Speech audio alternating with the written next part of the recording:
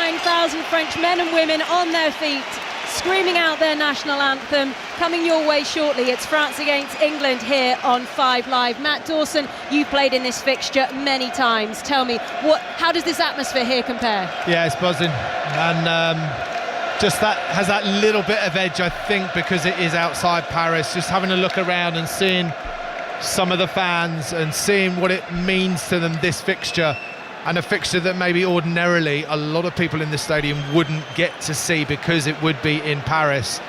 It's a passionate place for sport, is Lyon and this part of France, so to get this fixture particularly, it's very, very special.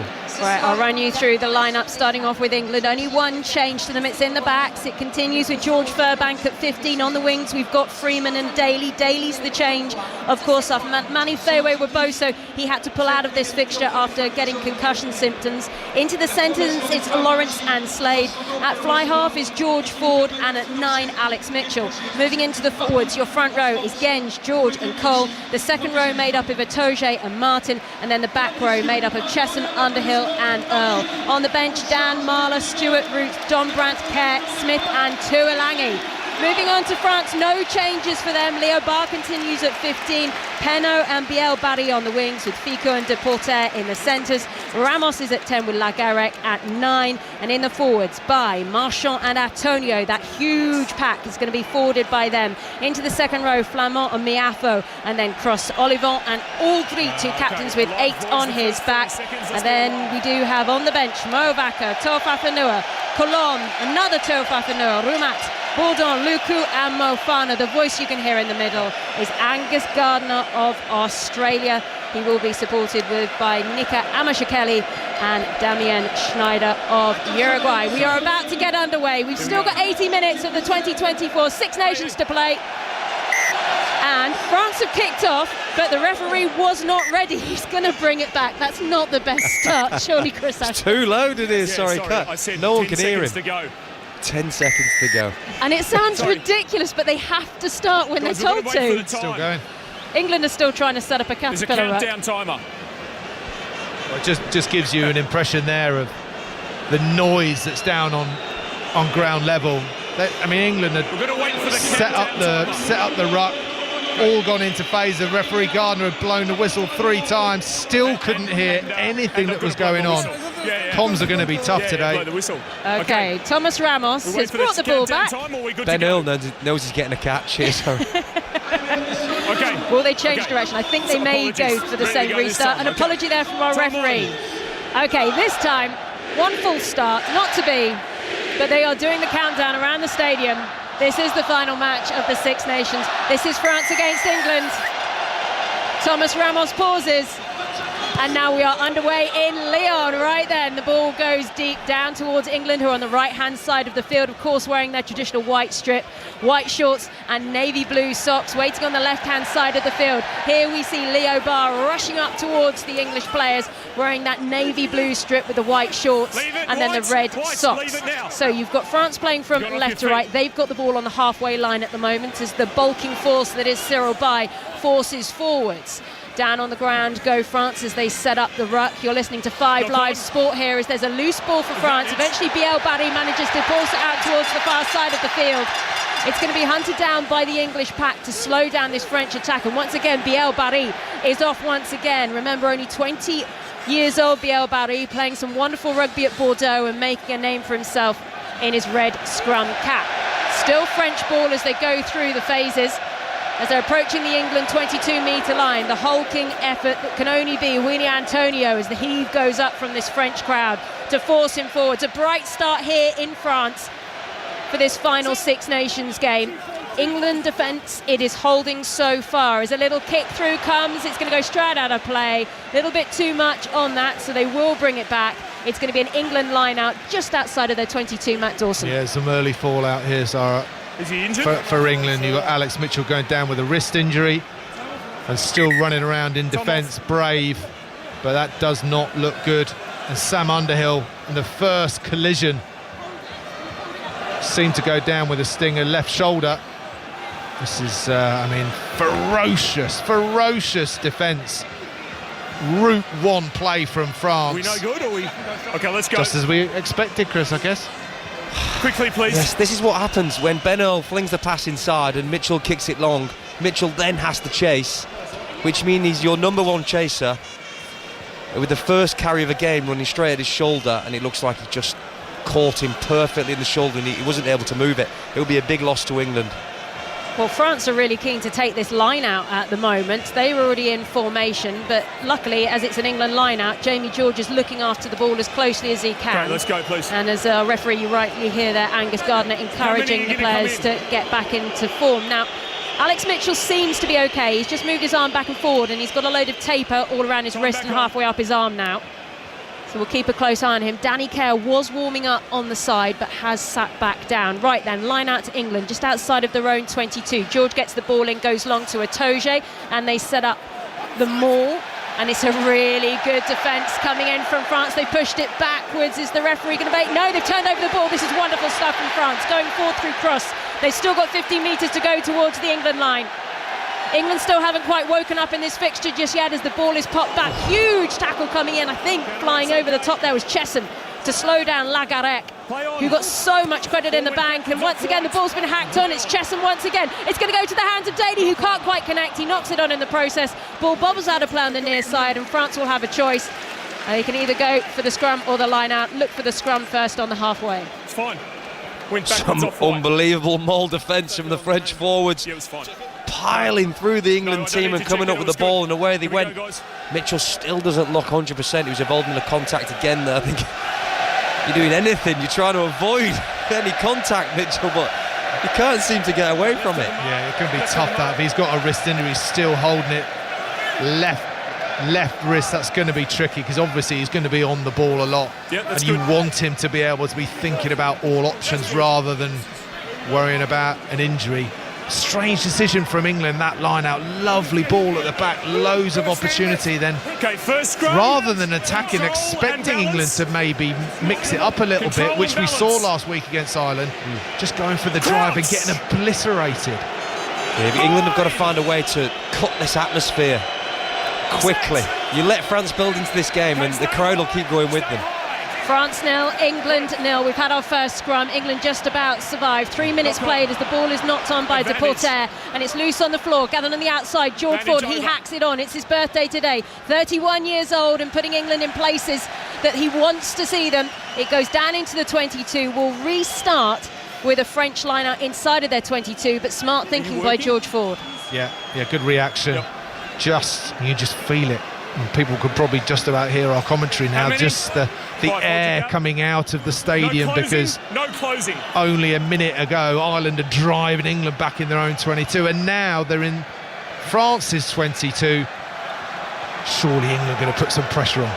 Still no score here in Lyon as we approach 5 minutes on the clock. France goes short towards the front of the line-out. That's a better maul than England's set up, and it's trucking away nicely towards the French 22-metre line. It's still moving. Itoje is sort of stuck there trying to hold it up all on his own. Eventually it goes down to ground. Referee appears happy with how it's gone down, so France hold on to the ball. Lagarec distributes to Antonio.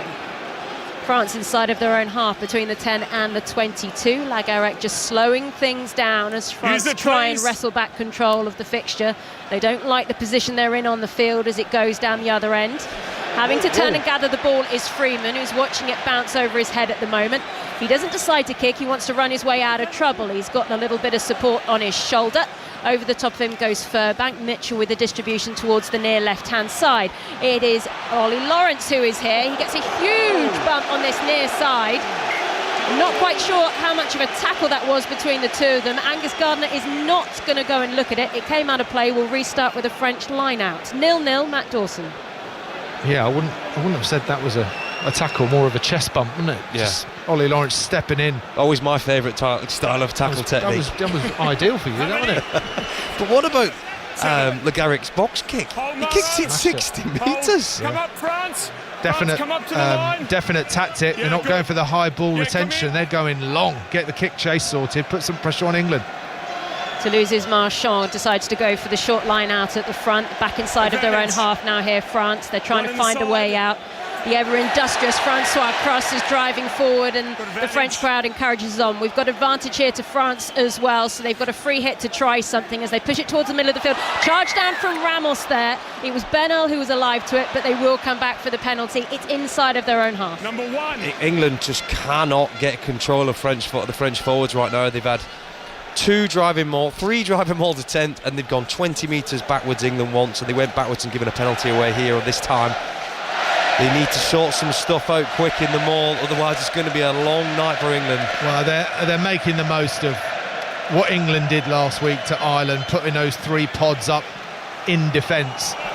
France are saying, yeah, you go for it, England, fill your boots, get up there in defence, we'll take it down at the front, easy ball, and then we will drive at pace while you're still regrouping. Great tactic from France. England have got to adapt quick. Well, the boos that you heard go around Lyon there were all for the touch judge, because they wanted to see a few more metres on this French lineup, but they come away with it through Deporter, who went down to ground, nearly lost it forward, but referee happy. It's going to be turned over ball, though, for England inside of their own half. They've thrown it back inside of the 22. So Daly sends it down the middle of the field.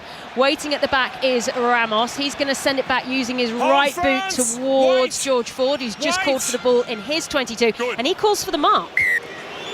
And I don't know if, again, England are just trying to slow down this game. They don't want to play at any kind of pace that France want to play it. France did have the quickest ruck speed throughout this Six Nations so far, and you do just feel that this is a tactic from England. Furbank calling. Okay, well, let's do a sub, calling to the physio to come on, struggling with his right leg. England picking up some injuries very early on. Gone, apparently. If it is the tactic by England to slow the game down, surely that isn't the one you want to be doing against France. They want the rest. They want to stay big and powerful and strong. That's exactly what they want to do in the game. Replacement for England. Okay, you're just hearing there, they need a replacement. They're saying that George Furbank has done his calf, so Marcus Smith is going to have to come onto the field. Now, Marcus Smith, of course, he played fullback in the World Cup. It was somewhat of an experiment then, but he still covers the position, so that's where he's going to end up. Our thoughts on Marcus Smith back at fullback? Yeah, I thought he looked great there, but it's probably not something they practiced too much this week.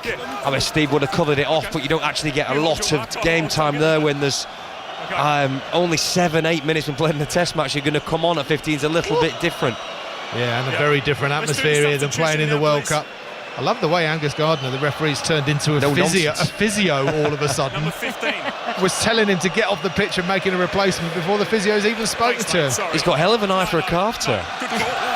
Well, George Furbank is slowly making his way off the pitch, and Marcus Smith is on. Now, this is a really early change here for England. 7 minutes in, France 0, England 0, and they've already had to go to the bench. What will slightly reassure them is the fact that they have gone for a more traditional 5-3 split on the bench. You might remember, of course, the troubles that Ireland found themselves in at Twickenham with that 6-2 split, but England do have the 3 backs on the bench in their back pocket, so they've had to use one. All eyes also now on Alex Mitchell, who's taken some heavy strapping to his wrist. Right then, from the restart, the ball has been kicked down the field towards this near side. It's a French line out inside of their own half between the 10 and the 22. It is still 0-0 in Lyon. Ball goes down to the ground as they make the slow caterpillar. Antonio at the back of it for Lagarette to try and get this one away. The man who's come in and really impressed with Dupont away, playing sevens, as we well know. The Olympics coming fast now. Heading to Paris this summer, of course. BBC Radio 5 Live will be your Olympic station as the ball is in the middle of the field for England. Alex Mitchell has it. Ball comes back this time to Slade. He's going to try and find a little bit of forward support by running it back towards them. Then he's right on the halfway line now. Mitchell looking for options. Now it's Ford. He's going to put up the high ball. It's going to come down inside of the France half, 15 metres out from the far side, and it's been knocked on by France. That's a really great kick there by Ford. It's completely discombobulated France, and England get a scrum 15 metres out from the far side, 10 metres inside the French half. It's really not very good stuff from France. England looking a little bit lost, but George finding a way out of it. But this is the kind of situation that France came undone at the World Cup in the semi-final. They just didn't have an answer to a crossfield, something so simple as a crossfield kick. Both sides look confused to me. guys. England, Guys, good stand when they and were going last through scrum. that Same again, slow control, play, trying to balance, establish arms level, height up. the first time, trying to establish a kicking strategy, and all of a sudden Henry Slade just gets the ball and is sort of running around in circles, managed to make a couple of yards, and then George Ford is just making a signal to Alex Mitchell saying, listen, just slow this down, give it to me, let me do that crossfield kick. Guys. I can't work out whether that's because both sides are edgy, because of the pressure, because of what's happened so far in the tournament, but this is not how I expected either side to play or to start the game. Don't push forward, don't pull back. Well, you can hear there Angus Gardner talking to both of the front rows, and let us not forget that this French pack is absolutely massive. They are enormous. It's how anyone can actually deal with them. Wales and Italy both really struggled up against them, and it was pretty much the French pack that did Wales in the second half last week at the Principality Stadium. And that was with all of their replacements also coming on, who are just as large. We've got the likes of Willie Antonio in there, 145 kgs. And it's gone down on this near side. It's an England penalty. Feather in the cap for the English pack.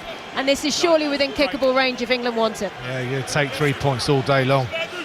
On a light night tonight, away from home. Antonio getting done for bringing that down. Fair play to Genge and to George on that left-hand side. Dan Cole obviously on the right, but that's a decent play. That's just a good picture as well, isn't it, Chris, to give to the referee that you're not going to be walked over at scrum time. Yeah, the first ones I feel like are always 50-50. You don't know which way they're going to go. He's trying to set his stall out. Thankfully he came on the right side. I do think both teams have not really been able. The game's been very much in the middle of the pitch, so we haven't had an advantage either way yet for one team to really settle into the stride and how they want to play. I think that might be playing part in why each team is trying to feel each other out still.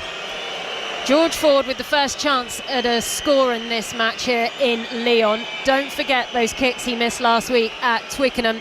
Has put him under a little bit of pressure when it comes to these kicking duties. He finally makes his run up with 5 seconds left on the shot clock. The boos go round Lyon, but the kick is good. England are on the board here. It's now France 0, England 3 in this final Six Nations match. And France slowly make their way back to the middle. And for this fixture, it's all about France delivering to their French fans. They got that loss against Ireland early on in the competition. It was a little bit embarrassing for them. They just didn't turn up on that day in Marseille. And now, of course, that draw against Italy. Surely they want to put on a show here against England. France 0, England 3, one George Ford penalty. It's his birthday today. We also understand that this week it is his wife's due date for their first baby. There is someone down there in the England technical area with the phone on just in case. Right then, the ball comes down towards France. Was a French player held back there? Penaud was appealing. Referee says play on. Penaud goes back to gather the ball. Ramos, of course, traditionally more of a 15, the Toulouse man, but he stepped in at 10. In the tackle. He has been playing at 10 as it comes out of play on this near side. It was knocked on first by Alex Mitchell before it came out of play. Option. And they're just giving the choice to France if they want the line out or the scrum. If they get the call, does he come off? Scrum. I don't know, it's probably down to him, isn't it? Yeah. They'll probably say, she's in labour, do you want to go? First in world sport. I think he's going to do swim. I don't think he's going to get back in time. There's a jet on standby. Both teams want stability. Well, it might be maybe they'll get one of those bikes where you can put helmet on and take him straight from here in his kit to the airport. But what a superhero he would be if he was to do that. Didn't come out in the second half because he had to go. Why? I'm just expecting, aren't we? That's what we do. I'm sure Mrs. Ford would be very grateful. Right then, as it stands, we don't think anything's happened. And it is a French scrum, 5 metres out from this near side, bang on the halfway line. What a weekend we've had here on 5 Live Sport. Earlier today in the FA Cup quarter-final, it finished Manchester City 2, Newcastle 0. And of course, in the other quarter-final, Coventry City beat Wolverhampton Wanderers 3-2 away from home. And of course, join us tomorrow on 5 Live for Chelsea-Leicester in their quarter-final. That one at 12:45, just part of another bumper day on 5 Live Sport with Steve Crossman. It all gets underway at midday. Right then, France 0, England 3, 14 minutes on the clock. And it is France who've got the ball inside of their own 22, and I have to say this game just hasn't really lit up yet from either side. It's been quite slow, a bit turgid. No one's had a really strong attack to get this French crowd into the fixture, and it's going to restart now with an England line out on the halfway, Chris Ashton. I think it's France want to speed this game up, but it's England that aren't allowing it. They're going to contestables, they're putting it purposely, George put that in the 22, so that France kick it off again, then they get another attack. They're just slowing the game down for France. Well, Alex Mitchell decides to take the ball, run it straight back into a big pile of French forwards. Decides that wasn't the best idea, so he lets a few more forwards do it on the second occasion. And again, slow caterpillar ball here from England. It's on the halfway line. Mitchell, the Northampton scrum half, really made a name for himself now as the England #1. Question marks over when Danny Kerr comes off the bench. Is this the last time we're going to see him in an England shirt here today? Got, of course, his 100th cap last week at Twickenham. Ball down on the floor from the box kick from England. French ball between the 10 and the 22. This time we get to see Nolan Lagarec line up his slow caterpillar box kick. Now the crowd are booing, and you can understand why, as it comes down now to Marcus Smith. He's going to finally get into the game. He's not going to kick it. He's going to go off on a mazy run, see if he can beat a couple of defenders. Ends up lying down on the pitch on the halfway. This time the bulk of Ellis Genge. The Bristol pop drives forward. Up now we go through the hands. Forward to Itoje. One of those Saracens men who on the field along with Jamie George, who won that Champions Cup here at this stadium back in 2017. Ball comes down now to Ramos. France just need to hold on to this ball. They haven't really had any territory as they try and set something up once again. Thibault Flamand, the Toulouse huge man, the lock, drives his body forward on the ground, and again Lagarec. It is such slow ball from either side. Maro, step back. After all the excitement we had last week at Twickenham in particular with that flowing English attack, we're just not seeing it at the moment as Ford Gadders feeds it to Smith once again. He goes cross-field, a little bit of the hitch kick again, down on the floor. Mitchell arrives, and it's a penalty to France, holding on the floor, and that's about as exciting as this game gets, Matt Dawson. Yeah, Marcus Smith's got to be careful. He's got to understand the game that he's in. You can't have 14 other players understanding the strategy, and then you're 15, it just going off script like that. They want to play kick tennis, isn't it? It's in that no man's land kick, so it's that temptation. If you like Marcus, he wants to run. If it's a 50-50 decision, he's going to go with a run option, and that's what he's got penalised for. But you know that Sean Edwards and the French team would have been practiced that. Who are the danger runners here? Furbank, Smith, both of them will want to have a go. So you're going to lull them in. You're going to say to them, there's half a gap. Go on, Marcus, you can't resist it. Take it. And then all of a sudden the jackal's on. At this level, you have to be 100% sure if you're going to break the line, you're going to create some mayhem. Yeah, if the French have probably seen them, England getting gain line from last weekend, similar sort of distance kick, making breaks and getting to the attack. Ramos kicks, he's got loads of distance on that, and he's got direction, so we're all level here in Lyon on 17 minutes. It's France 3, England 3. The tricolours finally have a reason to be waved in the sky here inside the stadium. They even managed to put on a few fireworks for a penalty, because I think they're realising they might not have any tries to actually set them off for. They've got a lot in stock.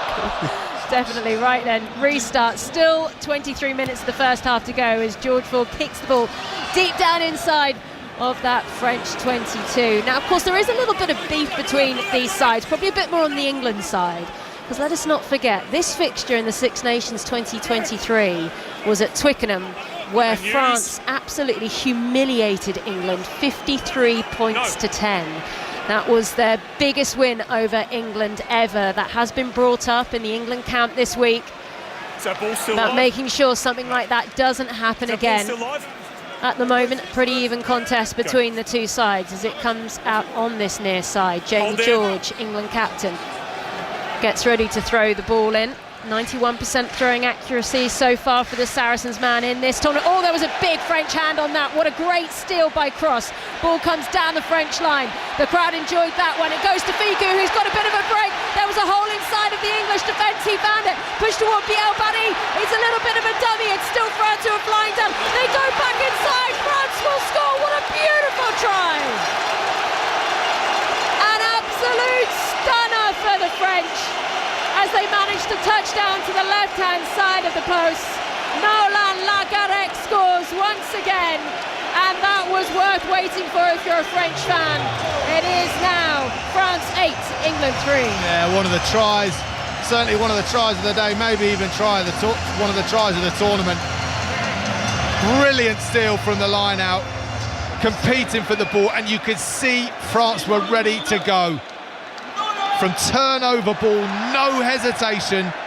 They know how to slow the ball and slow the game down, but my goodness me, they got the players to then just switch in and go. 3 passes, Fickle on the outside, and even though there were 4 England defenders, that lovely inside line that a certain Mr. Chris Ashton used to run time after time after time.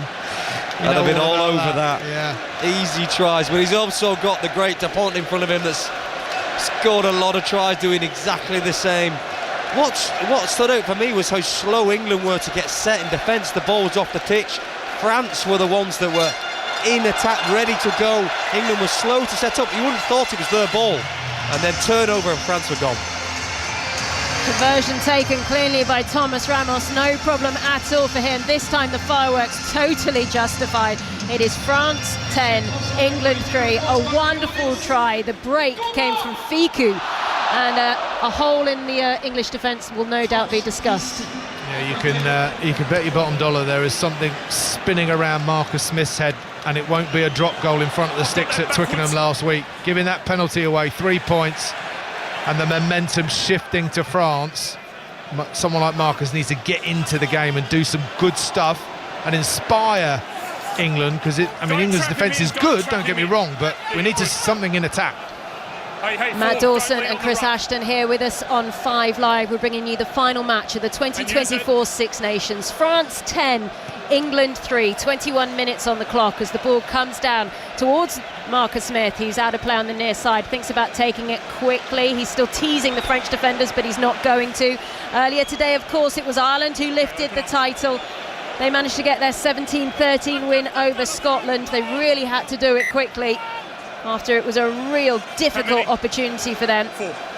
And then, of course, Wales, they were defeated by Italy at the Principality, 24 points to 21. Ball comes in for England on this near side. They're playing for second place here in Lyon tonight, as Ellis Genge, who's hanging out in the midfield, drives on forward and through over the halfway line. A stronger attack from England, as we see one of the players actually fall over his feet as he goes into contact, slightly slows down any sort of England go forward.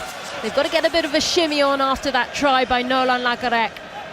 And George Ford, who, as always, he stood so flat to the line as Marcus Smith goes through, manages to break the line, slightly isolated as he does because the men outside him overran as a result. And the ball goes over the head there of Leo Barr, who makes a mistake there, the fullback. I think he's touched it as well. I did not have a clear view.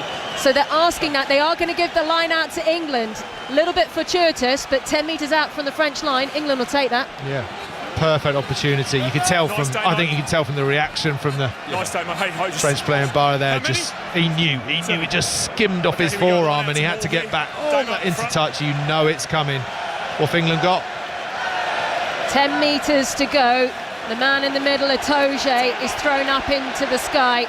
It's going to be released though by Mitchell. Ollie Lawrence, he's pumping away with the legs. They need some more men on their feet though. It's rolling on the floor. BL Barry gets a foot to it, and it's a foot chase now to gather the ball on the halfway. Elliot Daly gets back there first. He can't quite gather. Oh, sometimes he manages to get it. A wonderful take at the end by Daly, but England find themselves back on the halfway. The French defensive line already manages to get back. There's no one at home in the backfield. Quickly Ramos does go back there, so the opportunity to send it over the top is gone, and the ball is slowed down once again by England. France 10, England 3 here in Lyon. Mitchell, who we were a little bit worried about a wrist injury or an arm injury he got early on, and he's just scuffed the ball at the back of the ruck. He's got himself in a bit of a tangle, manages to feed the ball to Ollie Lawrence and says, hey mate, please help me out here. And it's still English ball. Halfway line. The feed goes into the hands in the end there of the huge man that is George Martin, who's added that a little bit of bulk perhaps the England pack really needed. Still a young man playing at Leicester, just 22 years old, no doubt with a very bright English career ahead of him. As the box kick eventually comes in from Mitchell. On the chase, we can see is Daly. It comes down. Oh, stolen by Lawrence. Referee is saying it has been a knock-on. We were waiting for it to come. Eventually it does. So advantage to France. And here comes Penaud. Penaud wanting to break away. Penaud who's closing down a French record of Serge Blanco. 2 more tries to equal that. The foot chase is on. Out there is Biel Barry. So is Marcus Smith, who touches down over the French line. Did he take it over the try area? The referee's going to say no. I think he's going to start with a goal line drop. No, he took it over. You think he took it over? Yeah, he took it over. Yeah. Referee was miles away there. He can't make that call. Can't make that call. He kicked it too early. Penaud kicked it too early. He had 2 more metres in front of him to be able to hold Marcus before he put the kick in. But it all opened up too soon for him, and he just went for the kick thinking they get there. But we're seeing the contrast though in the reaction to turnover ball.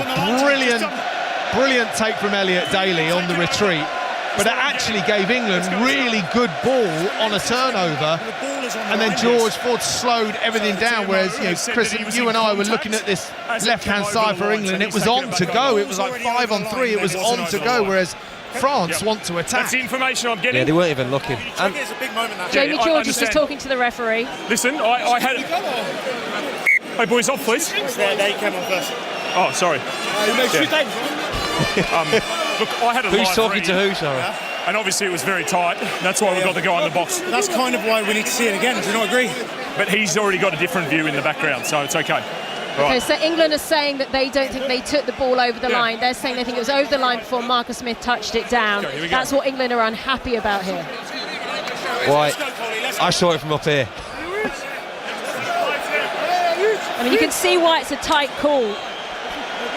It does look a little bit like Marcus Smith maybe touched the ball over the line. It's whether he actually took it over himself. His body was on the other side, his hands were on the other side. You can see why England are upset. Doesn't matter, it's a French scrum.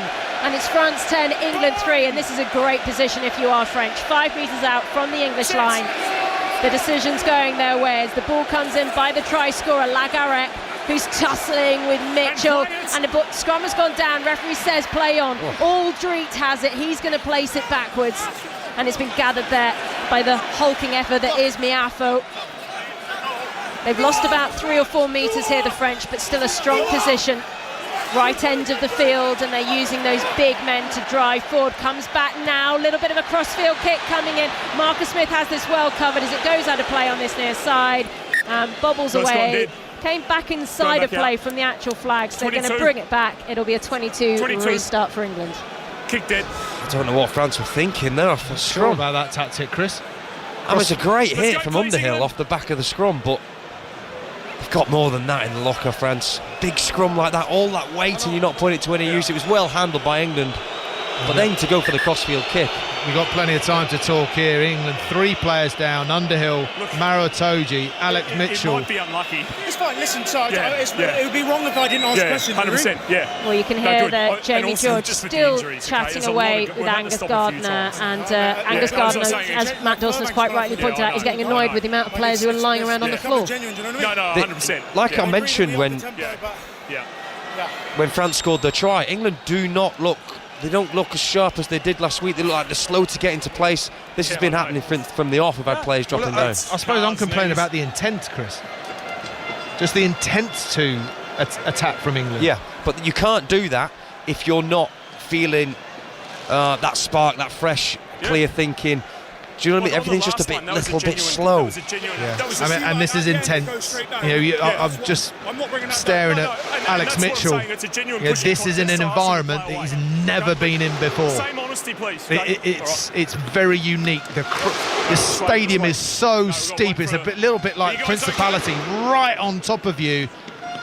The enormous French individuals all over you, every single rock. You think you have no time whatsoever. There's a lot of these players where this is a new environment, and as Chris said, there's got to be clarity. Okay, we're back underway from the restart. France 10, England 3. England have had treatment to a load of players during in that downtime period. We've still got 30 minutes to go until the half-time whistle. It's been a real drawn-out first half here in Lyon as the ball goes towards the middle, taken on by France, laying it back on the floor there by Flamand. Lagarec is there as France are just trying to find a little speed on this ball after England have been slowing it down so far all evening here in Lyon. Lagarec again, this time he needs a guard, and he calls on Cyril Bay to come in. And he sent that down the middle of the field. George Ford is there waiting. It's a bouncy ball. Great take by George Ford. Then he manages to kick it away as well. Wonderful stuff by the England fly half. And it's a really awkward bouncing ball for Barr to try and gather. He moves to his right boot down towards this near side wing. Now, Penaud has touched the ball. The referee is going to bring that one back. He knocked it on in the process. Now, it was an open play, so he was within his rights to be there. That's a crazy rule. Charged on, and everybody's onside. Penaud couldn't believe his luck. Touched by White, everyone he just couldn't take it in, or this was a straight 2-on-1. They would have definitely scored. I think France's tactics, they've got spot on. They are deliberately controlling the pace of the game. They are not messing around. Guys, good contest on the last when England scrum. have got their defence set, they're going through their one or two phases, their kick chase, varying their kick chase, little chip over from Lagarec on that occasion. Otherwise, sometimes it's long, as Chris Ashton mentioned, sometimes it's high. But then when it's on to go against a broken opposition, they are looking lethal. England are going through the same routines no matter what the opposition's doing at the moment. Need to be a bit more heads up. Well, the ball is in this scrum on this near side. Somehow Bernal quickly gets his mitts onto it and runs his way out from that number 8 position. There's a bit of afters going on at the scrum as well, as eventually Genge arrives after a slight altercation there with Antonio. 28 minutes on the clock, France 10, England 3. Itoje is waiting at the back for the ball to slowly make its appearance, then uses his boot eventually just to bring it back for Mitchell. Ball is inside of the England half, and it's bang on the 10-metre line. The French crowd are hating how England are slowing down this game. You can understand why, as it's loose on the ground. It's popped back in the end to Itoje, who gathers inside of the French half. But turnover ball, wonderful stuff here from France. Big tackle coming in on by Barr, but there is still loose ball in the middle of the field. Aldrit is running away. Now it's crossing broken play. There's 3 England players closing in on him on the 22-metre line. Once again, France get the breakaway. Lagarec looking for space. There's all kinds of broken field out on the far side. Cross-field kick, not quite the accuracy on that, the architecture to make it turn into something beautiful. But once again, the French captain, Aldrit, is alive and works his way back around again, looking for more work. This French pack is hungry, and we're playing penalty advantage now to France. They've got a free hit here, locked outside of the English 22 for now. But of the two sides, they're the one taking their chances as the ball is gathered by Itoje. Does not matter, and they will come back for the French penalty, far side of the field, and again within kickable range. Yeah, Freeman saved a try there by making a one-man read on turnover ball yet again. Same system. Number just 7, a strip from a French second row, and all of a sudden the whole French side are like, yeah, let's get rid of this ball. Tommy Freeman steps in with his right wing and clatters into Bay to stop it. I just didn't think you had a lift. But it's a similar routine the whole time, Chris. That's why I played through. Good question. Can you be careful with your body language, because when you say use it, it's so advantage. Oh, sorry. That's just my arms. Yeah, okay. Option, shot, okay. Yeah, I think if you're France, you've got to make these chances count. They're making breaks. We've seen 3 or 4 now of them do this, and they're not capitalising on it enough. For me, I think that's the... It seems like Ramos has watched Finn Russell do too many crossfield kicks in the tournament and then come off. He's tried 2 or 3 now, and they're just not coming off. And that opportunity there, he didn't need to. He could have just passed it. Well, that comes from they're trying to beat the blitz defence. Yeah, you know, Sean Edwards is saying to them, when you play against a blitz defence, you do not play the ball deeper and wider. That is the worst thing to do against a blitz defence. You've got to play hard to the line, little grubbers through, make the defence think laterally about how they're going to rush up. Yeah, the concern for England's got to be that they've got to stop these breaks happening in the first place.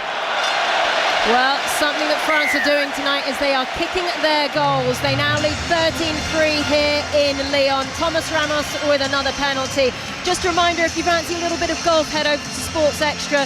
because, of course, right now you can follow day 3 of the Players' Championship at Sawgrass. Well, if you head to the BBC Sport website, you can follow the men's semi-final of Indian Wells, that one between Carlos Alcaraz and Yannick Sinner. Earlier today, Indian Wells, what a semi-final it was. Maria Sakkari, she managed to beat Coco Gauff, the US Open champion, to make the final, of course, where she'll play Iga Swiatek. All of that you can follow tomorrow. Right then, ball down on the ground. It's still French ball at the moment from the restart inside of their own 22. Nolan Lagarec looks up. The rugby playing behemoth that is Winnie Antonio goes down to the floor. And a warning there against Ellis Genge for not holding his own body weight. Lazy. It's just lazy. Yeah, I got it. Got himself in a horrible position, Ellis Genge. He's just thrown his body in. He's obviously tired. He's been working hard in the set piece. Number 1 in the tackle. But that's just a lazy tackle and an easy exit. It's just exactly what France want. This is how they get into the game. This is how they eat away at you.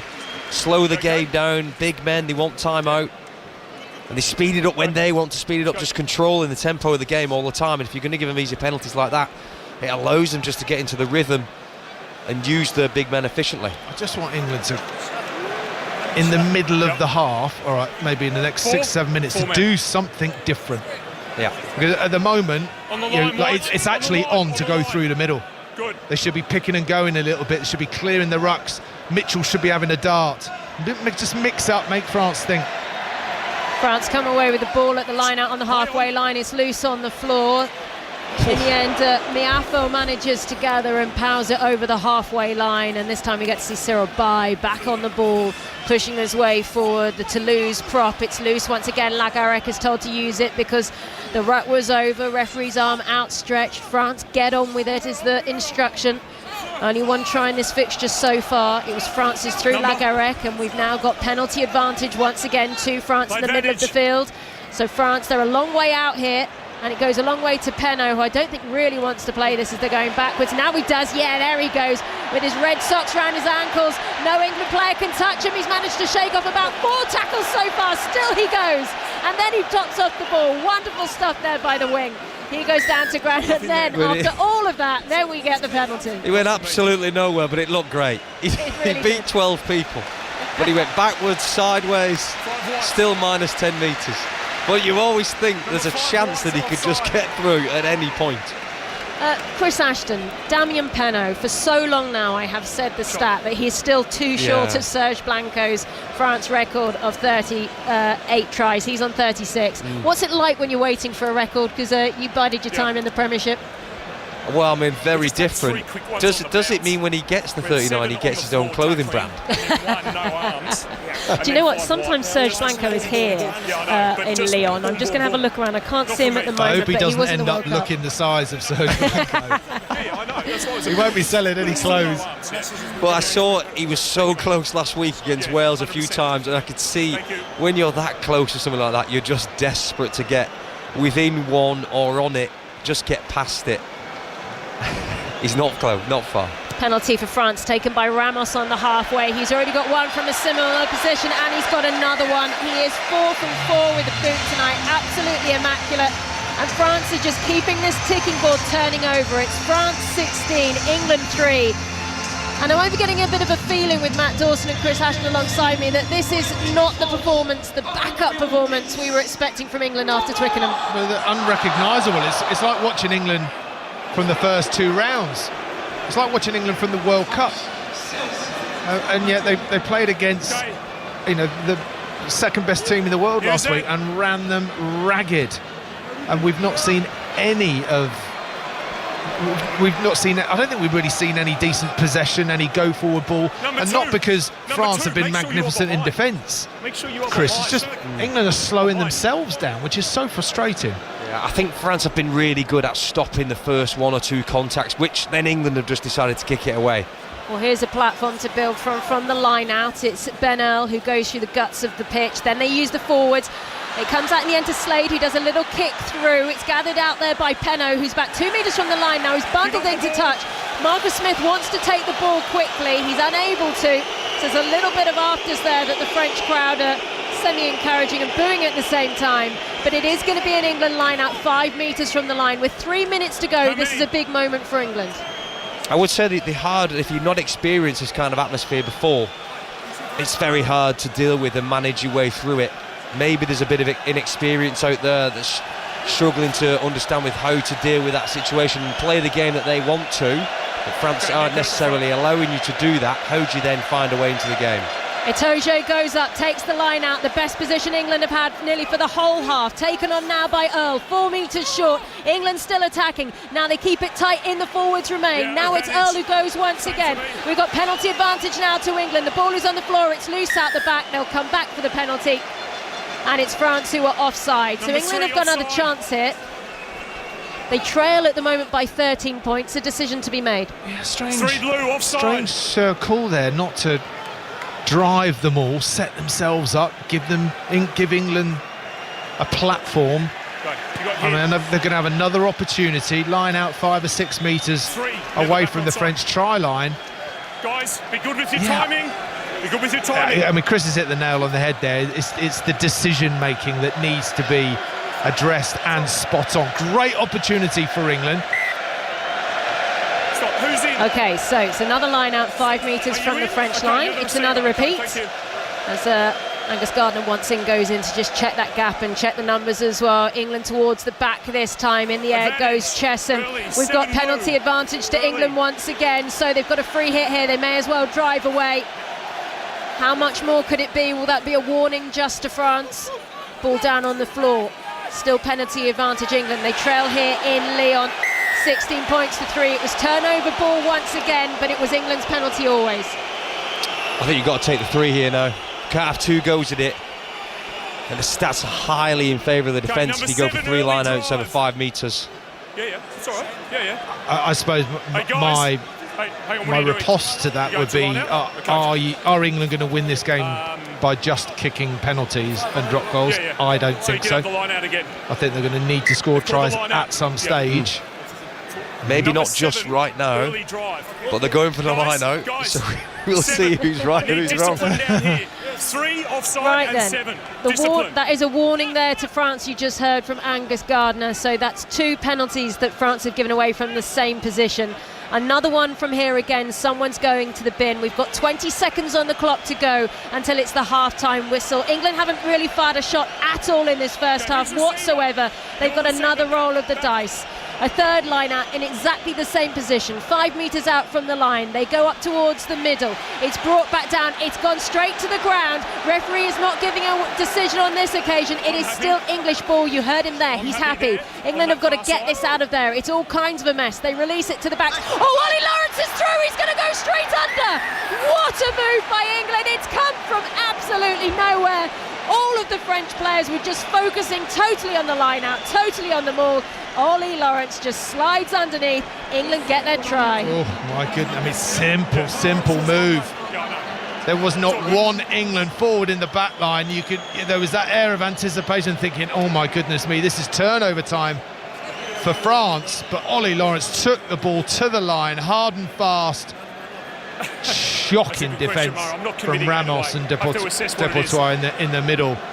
But when you've got someone like Ollie Lawrence with his footwork and his ability to step away out of trouble, me too. Made it look really easy, Chris. He's just gone straight through Fickou there. He'll be so disappointed with that, Fickou. Being the French defensive leader for France that he is. But England right back in it. Well, all of a sudden, out of absolutely nowhere, England pull a rabbit out of a hat and they are back in this fixture. The half-time score here, France 16, England 10. Matt Dawson, I have to say, that try covers up a lot, doesn't it? Yeah, it does, but when you're playing away from home, it's just the little baby steps. You need the bounce of the ball, you need the odd decision. On this occasion, one missed tackle, and England are right in this game. And on the flip side of that, Chris Ashton, France have played some lovely rugby. I mean, a lot of it's come on the counter, but it's been effective. Yes, they have. I think the point I made during the half is you have to capitalise on those opportunities. If you're going to make line breaks, you're going to get through the defensive line, you have to score points, you have to score tries, or take the 3 points. France haven't done that enough for me for the chances that they've created, and may they come back to regret that. Half-time here in Lyon, in Le Crunch. It is France's game, but still 40 minutes to go. It's France 16, England 10. And it's a cliche, isn't it? Perfect time to score, but that will have done England no harm at all, with Ollie Lawrence bursting under the posts to make it 16-10 to France at the interval. Matt Dawson, I just wonder with this England team, who are still evolving in terms of trying to find their DNA, to trying to discover, who they are as a side. How difficult is it to have a performance like last week against Ireland to then come out the following week and just do it again? Yeah, the tactics are obviously going to be different, Sonia, of course, and we all have to understand that you can't just go and roll out the same strategy as you did the week before. But as I sort of mentioned in the comms, the intent from England is to slow their own ball down when there are glaring opportunities that last week they were taking, and they were rolling the dice because their backs were against the wall. Now, yeah, I can sort of understand it when the score's tight, but you know how France are going to play. France are going to score tries. They're in that mood where they're being very abrasive, very confrontational, but then when it's on, the whole place is lighting up. And the players are ready to take those opportunities. So, England have got to adapt accordingly. And at the moment, we haven't really seen anything other than that, cracking try from Lawrence at the end, but from two French mistakes. Is that going to be enough for England to win the game? At the moment, I doubt it. I just want to see a bit more intent, attacking intent from England. Not blind madness, but just a bit more intent to have a go. Yeah, and it was an early blow, wasn't it, to lose George Furbank, who's been a little bit of a catalyst for England. He certainly was, wasn't he, against Ireland. We shall see. Can England come from behind in Lyon and take the victory against France? France currently leading 16 points to 10. We will be back for second half commentary with Chris Ashton, Matt Dawson and Sara Orchard after the news on 5 Live with Jill Mackenzie.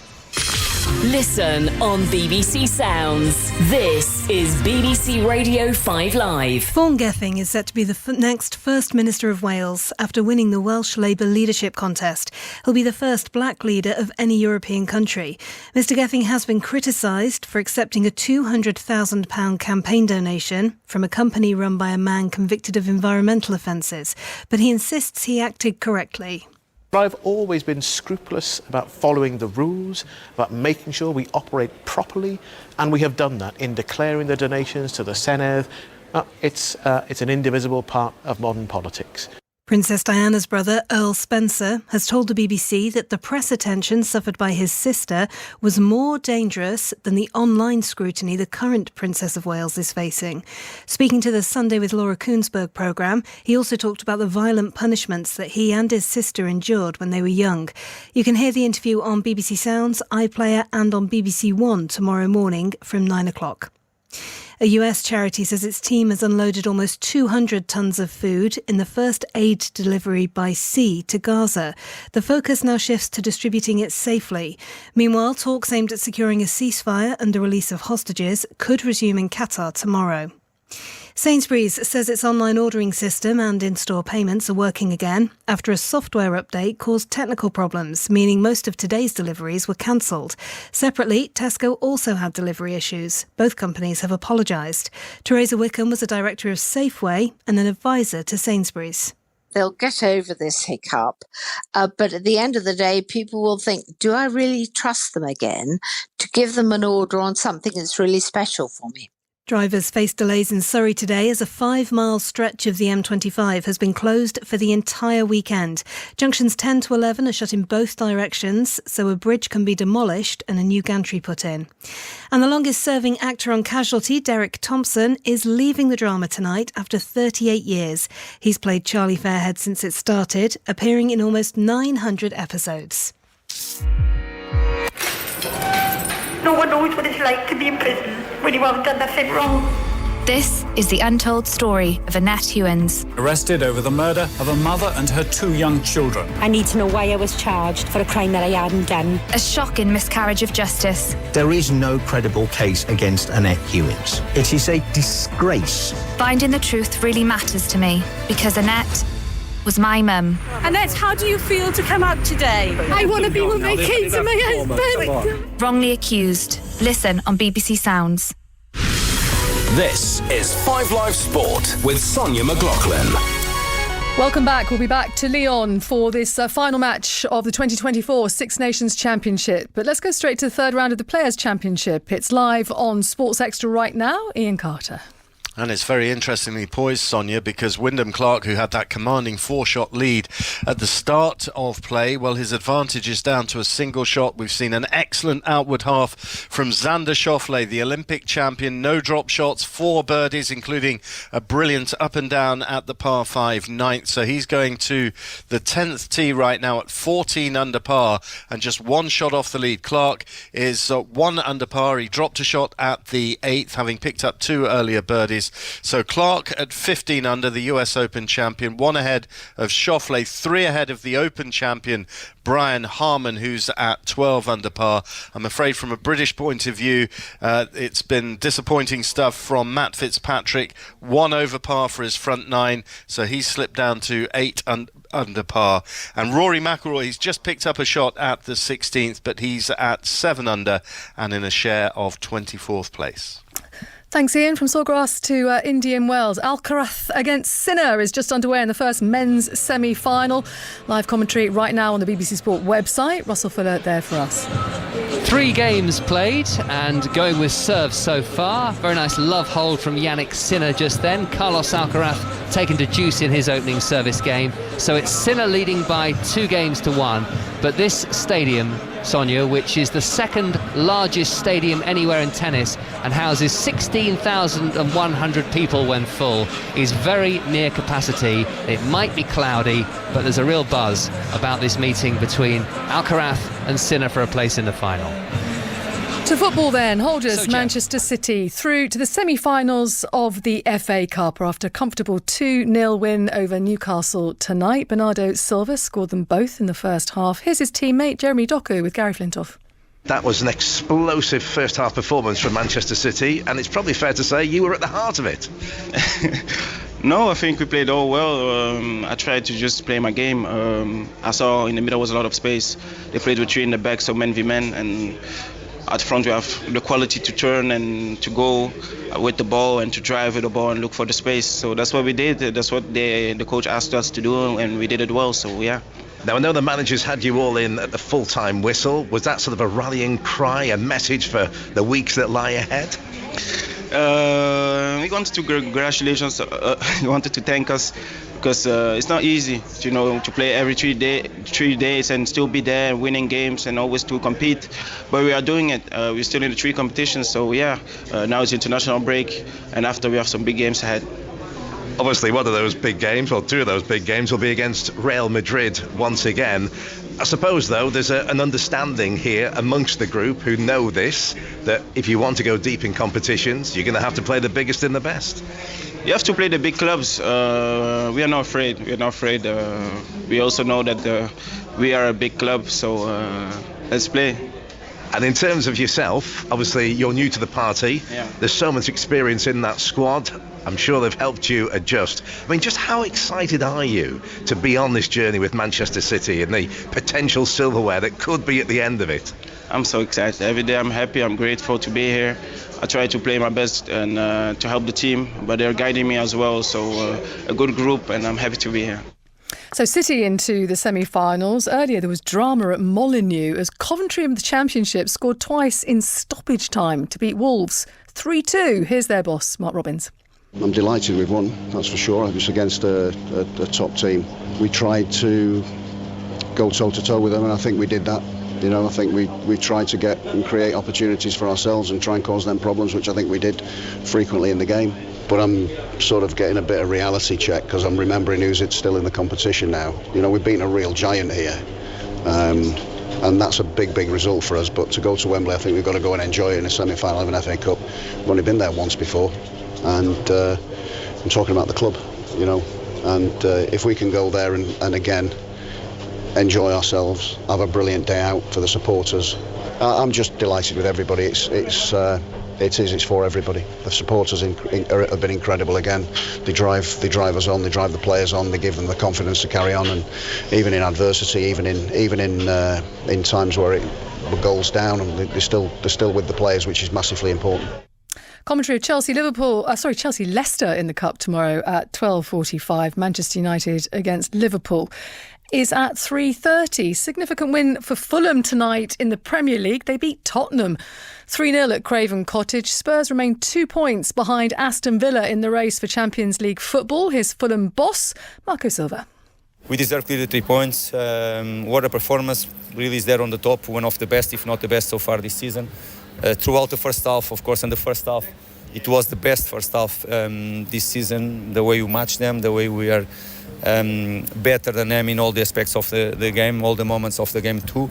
We are brave, we press them, we did create so many chances during the first half, dangerous moments around their box always. We scored in a crucial moment, I have to say too, but it was well deserved. Collective performance was almost perfect. The trigger for the pressure was really well executed from the players. We kept them on the sides, and after that moment we pressed really well them, and the players, they executed really well. The intensity that we played tonight was really good too. Second half, starting and scoring 2 quick goals. We almost killed the game, and after we managed well the game. As a whole, was a very good one. The players' collective performance was really good. Some individual performance at top level as well. And we are really pleased. The fans, they create the right noise as well, and we need them behind us, and it was really good. Other Premier League results this afternoon. Big win for Burnley in terms of that relegation battle. Burnley 2, Brentford 1, Luton 1, Forest 1, and in Scotland, Celtic have gone top, having beaten St Johnstone 3-1. Now, let's go back to the Six Nations Championship, because Ireland, well, they're champions again for the second successive year. No slam this time, but they beat Scotland 17-13 in Dublin to secure the title. And afterwards, our correspondent, Chris Jones, spoke to fly half Jack Crowley. Jack Crowley, how about that, Jack? Back-to-back Six Nations champions. Yeah, it's special. It didn't come easy. Didn't expect it to come easy because of the magnitude the competition is and how competitive it is. And credit to Scotland, they were really stuck in it, and right till the end you saw. So special to get the win in the end. Can you take us into the changing room at half-time and what was said by Andy Farrell or Peter O'Mahony? Because your intensity after half-time was pretty extraordinary. We knew we were in a test match. You know, it's something that this group is really good at, is never panicking. We managed half-time really well, spoke about our action points and came out and delivered. But again, Scotland were unbelievably difficult to break down, and credit to them. A quick word about your captain. Chat around, it might be his last game. How much did he put out there? I don't know. Look, as a group, we spoke about delivering on the pitch tonight, getting a trophy for the people that we're playing at home for, and that's as far as we talk about. But yeah, special for the lads not involved tonight as well. I think for Scotland, the overriding emotion is what might have been in this championship. Let's hear from their captain, Finn Russell. Yeah, we ran them close the whole game. I think some of the defensive sets we put in today were outstanding, and it shows what we're capable of. But we had moments in the game that, we gifted them 7 points in that first half, and off a tap penalty they scored first phase, so we gifted them kind of 14 points. And I think that's kind of how our tournament's gone this year. We've had highs and we've been low the next week. We've been up and down, and we've not had that consistency throughout the whole competition. So, I think Ireland, they're a brilliant team, but I think for us we can take confidence and belief after that defensive performance and running them really close here in Aviva. They had everything on the line to play for. So I think for us being able to run them close today was brilliant. After a tough loss last week, we got back in the mental space we had to, and we put on a good performance, but it wasn't enough, unfortunately. Another pleasing thing from tonight is this tournament, our second half has been pretty poor, so we managed to have a good second half, and we stayed right in the game till then, unfortunately. But that's sport, and that's how rugby goes. So. That is Finn Russell. The players are just coming back out in Lyon for the second half of this match. The last match of this year's Six Nations Championships. Guys, I've got quite the stat for you here. England have now trailed at half-time in each of their 5 matches in this year's Six Nations. The first time they've trailed at the break in every match of a campaign Since when? I'll leave you to work it out. Sara. Records began. I turn to Matt Dawson straight away if there's other quiz questions. Yeah. If you don't know, I'm worried. Shall I tell you the answer? Go on then. 1974. Oh, that's a great stat, Sonia. Absolutely fantastic. I can't claim credit for it, but it is a good one. It is a good one, although I think they did trail a little bit more when they were playing Wales at Twickenham at half-time. That one score was 14-5. We're 16-10 here in Lyon, Sonia, as we wait to get underway again here. And George Ford has the ball in his hands. It's just been brought onto the pitch by one of those little remote control cars. A few people just making their way back to their seats. We didn't see the most sparkling rugby here on 5 Live in the first half. What have England got up their sleeve in the second half? France did put on a show whenever they got the ball. Can they repeat that trick here? So France 16, England 10, 40 minutes to play in the Six Nations as France gather the ball inside of their own 22. Earlier today, of course, Ireland, they won the Six Nations, not a Grand Slam. They couldn't go back-to-back after that performance by England at Twickenham last week. And Wales, they get the first wooden spoon in 21 years after their loss to Italy. Right, ball goes out of play on the far side. We're going to restart with an England line-out with the England captain, Jamie George, on the far side. And haven't spotted any changes for either side as it stands. In the first half, England did lose George Furbank. He came off with a leg injury, so Marcus Smith is on the field and playing fullback. Right, ball comes down for England as they run it forwards. Comes now to Ben Earl. What a sparkling Six Nations he's had so far. Something we did notice when we looked through the stats at half time. It comes out towards this near side. It's Furbank on the breakaway. He cuts back inside to make sure he's got support. Better play here from England. Now it's Genge. He powers forward. We haven't seen this kind of attack for a while from England through this entire match. Now some Underhill. He breaks well. Popped up ball. What a great take by Ben Earl. He's still driving for the line. Won't quite make it. Needs someone on his shoulder. 1 metre for England to go. This is such better rugby. They pop it out. Smith couldn't quite get his feet. This is so much better from England. We didn't see any of this in the first half. They're driving for the line. They're going through the phases. They're keeping the ball alive. Mitchell then goes back towards the far side. Still a metre to go. England go over, but they're coming back for a penalty. No, the try's been given. Ollie Lawrence, I think, has just stretched an arm out. Inspector Gadget style there. Had no right to score it, but of course he can extend, even though he's hit the deck, he can extend his arm out. Well, I mean, we spoke about intent, Chris Ashton. My goodness me, England came out flinging it from the set piece, from that line out wide to Freeman, and then all of a sudden you just Slade. It was just that momentum maker, wasn't it? Yeah, the pass from Slade was, I thought he was going to get intercepted. It was that flat and fast. Dealberry was unable to even see the ball, but it was just fast, change of pace, bang, bang, bang. Lawrence gets another. Right then, far side of the field as we wait for George Ford to line up this kick. If he gets this, England in front for the first time since 7 minutes in the first half as Ford lines this one up 12 metres from the far side. Hasn't missed one so far. It's France's game by a point, but is George Ford about to change that? Yes, he is. A fantastic kick by George Ford, and all of a sudden it's England that lead in Lyon. It's France 16, England 17, and from absolutely nowhere, after some pretty turgid rugby we saw from England in the first half, they start to put on the show, Matt Dawson. Yeah, there's certainly words had at half-time here to say, OK, boy, we came here with a tactic, but remember, this is on. OK, restart from France. Ramos sends it really deep inside of the England half. Mitchell gathers, sends back the ball, goes over the halfway line. Now, when we were digging through the stats, Chris Ashton, couples stood out. One was that England had missed 25 tackles, which is a lot of tackles to miss in one half, but you were quite impressed by the metres. Yeah, France had made 395 metres, which kind of backs up what I was saying about they've made so much progress in the first half and didn't turn it into points, which leads the door open for exactly what's happening. One opportunity and England are right back in the game, and someone we didn't mention in that pass to play for the try was that man Ben Earl again, was in the middle of it, making the initial break up the middle and just pulling up short a metre, which then turned into the try. England ball 15 metres out from the far side touch inside of their own half by 10 metres. Northampton Saints, Alex Mitchell Made his way throughout the age grades, under 16s, under 20s. Now he appears to have that England number 9 shirt. Once, of course, frequented by Matt Dawson alongside us here in Lyon tonight as the ball goes down to ground. England still holding. Crossfield kick comes in by George Ford. Biel Barry is forced to turn to try and gather inside of the French 22. Furbank was chasing. Biel Barry sends it up high, and it's going to land inside of the French half to Marcus Smith. He needs to run with people on his shoulder. He's been isolated a few times in this match so far.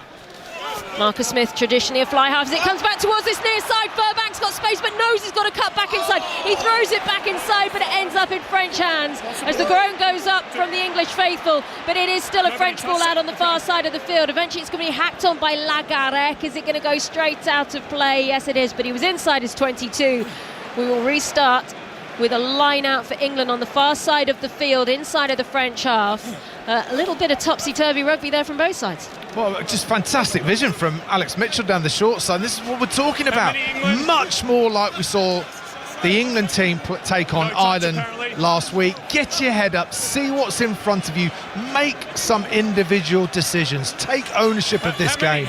And not only has it been Underhill popping it to Ben Earl on the breakthrough, but it's Alex Mitchell down the short side to Freeman, his Northampton mate. You know, all these little partnerships are starting to click in the second half. Short numbers, really nice line-out move there by England to get Chesham on the ball at the back, and here comes Earl, he's broken through, pass off to Smith, he cuts back inside, it's going to be Smith to score. Oh my goodness, it came straight from the line-out, it was done on the training park, and now they're doing it here in the stadium in Lyon. Where were England in the first half? Who cares? They've turned up in the second. That's their third try. Marcus Smith goes over, and now they are racking up the points. I mean, England are making France look like France have played a half of rugby and England haven't played any rugby and have just started the game. They look fresh, they look abrasive, they look agile. They look like they're thinking about where they want to attack. On this occasion, they're picking out the French midfield, Dopater and Ficou all over the show in that French midfield. And England have picked the perfect move to Ben Earl strip the French defence. And still had a bit of work to do there, Chris, for Marcus Smith. It was a nice little step and fend. France's set-piece defence is just like awful. Oh, it's all over the place. If he had any hair, Sean Edwards, he would be pulling it right out. But the step, Pinot knew he had Marcus Smith for speed, but so quick on his feet, Marcus Smith just beat him on the inside. George Ford lines up another one. He's not missing tonight. It is now France 16, England 24. Yep. It is like England have come out as a completely different side in this second half. They've scored 2 tries in the space of 4 minutes after Ollie Lawrence went over just at the end of the first half. And it's fair to say, Matt Dawson, it's a little bit better to watch in the second half. Yeah, it's what we've expected from England in the last week. France making some changes because they know they've got to get some kind of impact into this game. This is a huge 5 or 6 minutes for France because the crowd are dumbstruck. They are just taken aback, and will that be reflected in the way that France play? Fresh legs onto the field for France, amongst them the huge man that is Romain Taafifenua, as England gather the ball back inside of their own 22. Warnings there going against England to get on with the ball. And Angus Gardner telling us what we all know, that yes, that is slow ball. As we see Sirabai also off the field, on in his place Pieter Movaca. Sorry, Sebastian Taafifenua. So it's 2 Taafifenuas who are coming onto the field there as the ball goes out of play. And we get ready to reset once again. French ball. Now, this is their first real attacking platform we've seen here in this second half after England have started playing that brightly and they've taken it quickly. Now, Aldrit, who's hanging out in the midfield, crashes forward. It's France 16, England 24. Final match of the Six Nations, and England have come to life. But if France got something here to fight back with. France in the midfield, 10 metres inside of the England half. Blue shirts just trying to desperately work their way through this white wall. Get some more points on the board and excite this French crowd who are packed in here in Lyon. Box kick comes in by Lagarec, gathered in the end by Ford. He calls the mark and takes all of the air out of the stadium. Yeah, right move from France. Lagarette using the left foot, but just in the air. The kick just in the air, too long for George Ford to cover. If that ball had hit grass, there was mayhem about to ensue. But good defence from England. Well, Leo Barr has decided to take this line out quickly for France, and he sends it back down the field. Warnings going now, and straight away George Ford has called for the mark once again. Now we're beginning to get a little bit of a taste of that first half again. England, they want to play this on their terms, Chris Ashton. Yeah, they lost control for a big part of that first half, but now we're seeing the opposite. That England are starting to dictate the tempo, speed up the game and slow it down when they want. So France will be looking to get back momentum as quickly as they possible. This, like you said, Dawson, this game is now the next 5-6 minutes on a knife edge. It's really important for France to get the next points, to get themselves back in the game and not allow England to go 9 points ahead, which then you start looking at the clock ticking away when you get that far ahead. Yeah, if you're in George Ford's boots now, you're thinking just nick a drop goal here. Any kind of possession, penalty, drop goal, obviously try would be great, but just keep that scoreboard rolling, and it squeezes the pressure onto France, which you just can't see how they get themselves out of it. Fresh front row for England. Dan, Marler and Stewart all on. Genge, George and Cole all off. Right then, France on the ball. They're trying to find the halfway line at the moment. They trail by 8 points here in Lyon as Lagarette goes digging for the ball. So much of the discussion about this French team, how they would play without Antoine Dupont away with the sevens. Penalty advantage now to France after England haven't got away with something at the breakdown. Angus Gardner will come back. I just don't know what you're meant to do as a defender when Antonio is coming at you like that. He just falls on top of Chesham. There's so much weight coming over you, there's no way getting out of the way. Well, it says number 6 not rolling away, and it's number 6 who is Ollie Chesham, who is receiving a bit of treatment now, I think, from Antonio landing on him. Yeah, I can just see Ethan Roots just warming up. Stripped down, ready to go. Looks like it's not going to be too far away, but quite rightly not coming on yet, because England are going to have to regroup, get their defence spot on for what will be an onslaught of blue jerseys. Mo Vaca, he goes towards the front of the French line out. They're inside of the English 22 and they're trying to maul this one away. England need a few more bodies in there because that's starting to tractor along nicely from France. They spin it out round. Mo Vaca still has it. Taoufé Fanoua still with him. Loose ball on the floor. Itoje pounces on it. England have it back, but Aldrit is over the top. It's England who get away with it because Aldrit isn't supporting his own weight. Penalty to England to clear their lines. Brilliant maul defence on the retreat. And just when France broke out, ready to put more pressure on England, there was a little strip of the ball, and Maro Itoje diving on it to secure, which just relieves the pressure. And it's another blow to France. It's another question England are answering. And at some stage, France are going to, they're going to start wobbling. They're going to start making decisions that are the wrong decisions, and England will capitalise because they're chasing the game. The scoreboard's rolling. Well, they opted to use Henry Slade's big left boot there to send it down this near side. It's not quite as big as England would have liked because the line-out is still inside of their own half as Theo Dan steps up to get this one in. England still debating how much more they need to change from the bench. George Martin still hanging out the back of the line as he then runs forward to take it right at the front. He gets Antonio right in his face for the money, but a nice move, and England still hold on to the ball. As it spins out, we hear La Marseillaise coming out around the stadium once again. 59,000 packed in here as France have continued their travels around France in this Six Nations. Ball comes back now for Mitchell. High into the sky it goes, down inside of the French half. Biel Barry contesting in the air, it's loose. Antonio passes it back in the end to Barr. Leo Barr, only on his second cap. The Stade Francais fullback sends it down the throat of Ford, who's inside of his own half. Looks up, waits for Aldrit to come right up into his face before he sends the high ball. It is going to come down. Contest in the air. Interesting, the referee's given a penalty straight away to France there. Marcus Smith went up, he was looking at the ball, but penalty straight away to France. Yeah, they're the situations when you're not used to being in that position of full-back or wing or whatever. You just got to be careful. It's something that you practice non-stop as a back three, and when you're a fly-half playing at full-back, something you're not used to being under, and you can easily get caught out like that. And if Ramos lands a completely different position, it's an awful kick from Ramos. And wonderful stuff by George Ford and Tommy Freeman to get away with the ball. They managed to get it to Smith, who sent it out of play on this near side. So what would have been a France line-out, probably about 10 metres from the England line, England have managed to push it back. It's now between the 10 and the 22. Is that the flustered kick there we've seen from Ramos? Yeah, exactly right. England are making France think about every single facet of their play, whether it's throwing into the line-out, put pressure on the line-out, whether it's penalties into touch.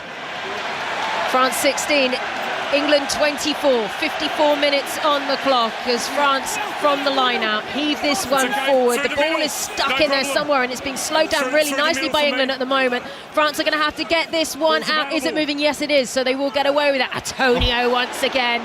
Nobody wants to see him running at them all. Lagarec thought he could see a little bit of space. Now it's Taoufik Fanoa. We've got France running off shoulders now. Gaël Fickou goes through the middle. They're inside of the England 22. A try now, and if they convert, they can get back within a point of England. Now it's Cross who goes forward. Now Olivon on the ball. 10 metres to travel. Lagarec is appealing, says he can't get it out. Referee saying get on with it. That's fine. I've got reffing Sebastian Taoufik Fanoa. He takes it on. Antonio once again. He sort of rolls his way, and now we've got penalty advantage. England going over the top, so it's a free hit here for France. It is complete chaos in the middle of the field. They've got numbers on the outside. They don't pass. Yes, they do.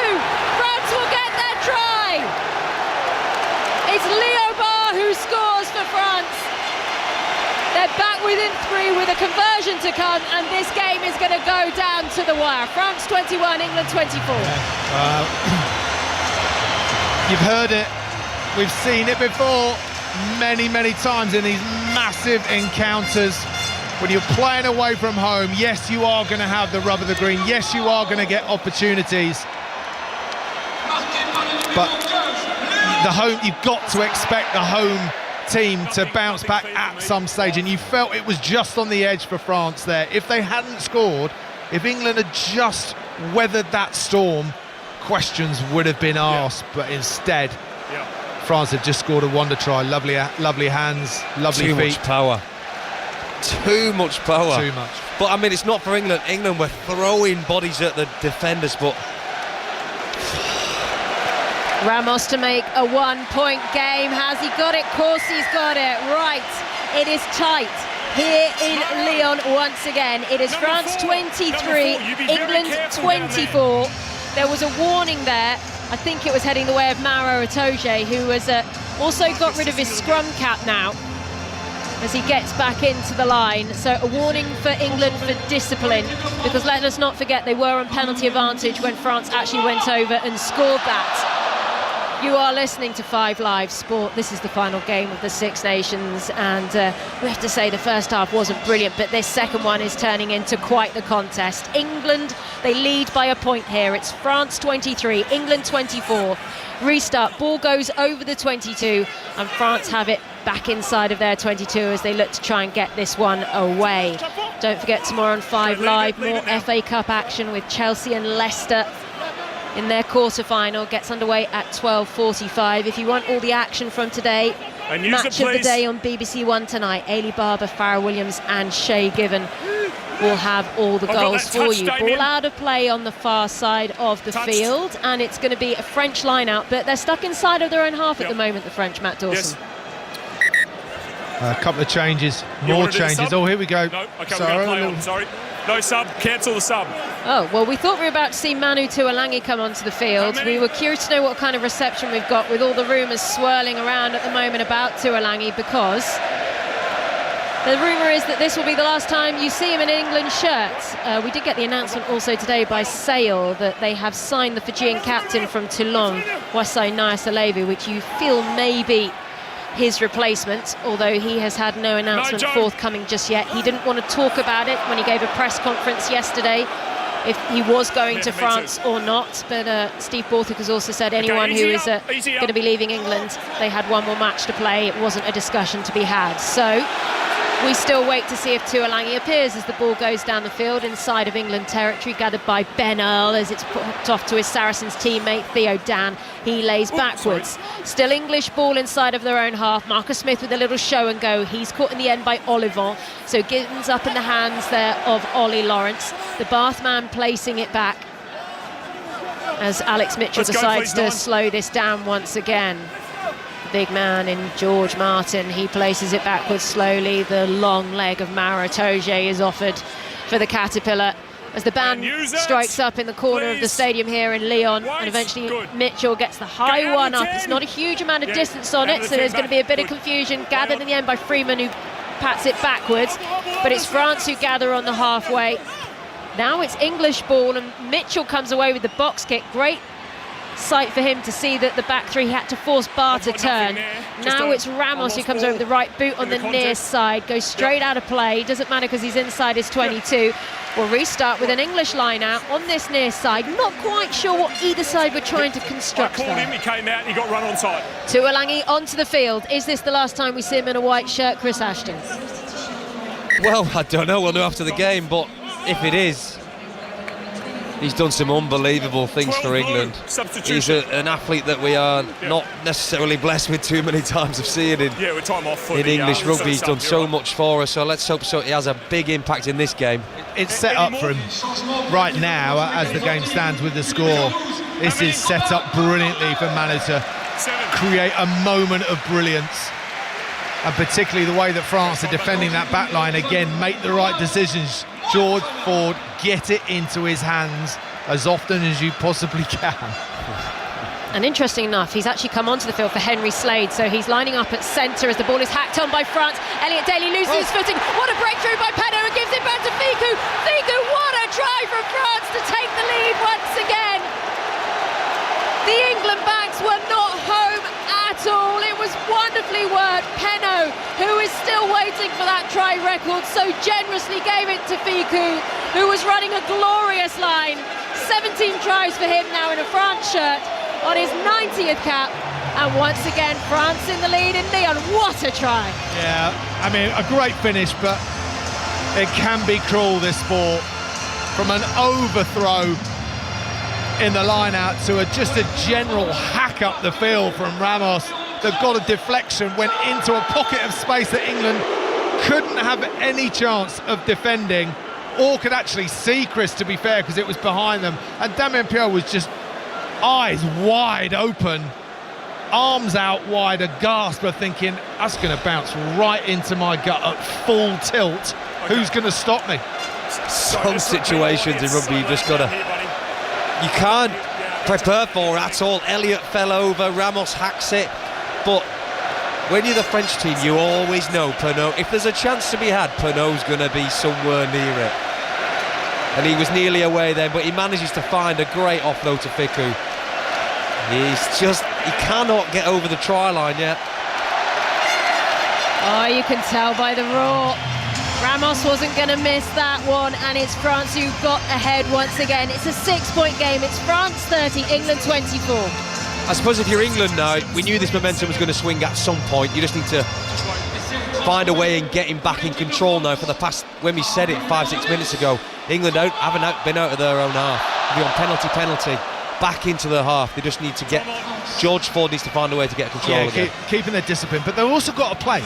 They've got to be confident in the way that it's going to be successful for England. Well, welcome to Lyon if you're just joining us here on 5 Live. This is the last match of the Six Nations. It's the last 20 minutes. We don't know who's going to win it. They're playing for second place, of course. It's France 30, England 24 as the ball goes deep. It's gathered by Marcus Smith. He's going to send up a high one. He's got to chase himself. It's gone quite deep. It's just inside of the French 22, so he's kicked that by an extra metre too long. As more changes coming on for France. Olivon has gone off the field, coming on in his place, Roumat. And we're just waiting for Leo Barr to take his time as he eventually sends the ball down the far side of the field. It's going to go out of play. We'll restart with an England line out inside of their own half. 10 metres in. And how much pressure is there on both sides? We talked about this a lot in the build-up, particularly Matt. England, have they put on enough here? Enough of a show for us to get excited about them, particularly how they played in this second half? Or is the pressure with this crowd weighing heavily on France right now? I think France have got a spring in their step at the moment. They're riding the joy and the wave that the crowd is creating for them. But I've got to say, England have got to understand and enjoy and believe in what they're doing in this second half is the right way for them to play rugby going forward and to beat these sides. Here come France in broken play. England missed so many tackles in the first half that caused them a lot of problems. You could just see sometimes those situations being created again by France. Eventually ball back to Ramos. Big scuttering kick from him ends up in the hands of George Ford.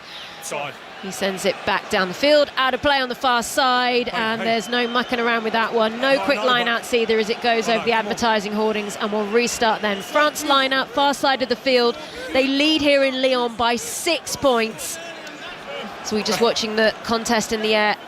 That ended up with a bit of scrappy play back down on the floor, but it will still be a France line-out, and they're very slow to take this, Chris Ashton. It's definitely an area where England are on top and need to use to their advantage more, is that aerial contest.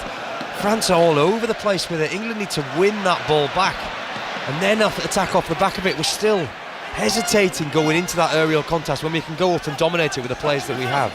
Well, Lagarec, a former France under-20s captain, he just took a really horrible pass down round his ankles for France to actually hold on to their ball. So it's still Les Bleus who have it, and now they set up the caterpillar for Lagarec to get this one away. And boy, is this young man taking his chance in this French team. It was Maxime Lucu who started this championship, but all the talk about Lagarec has just flown since he was given his first start, and they managed to come away with the ball this time through Penaud, who's chasing everything for his life. Spun back, they lead by 6 here. Will it be more?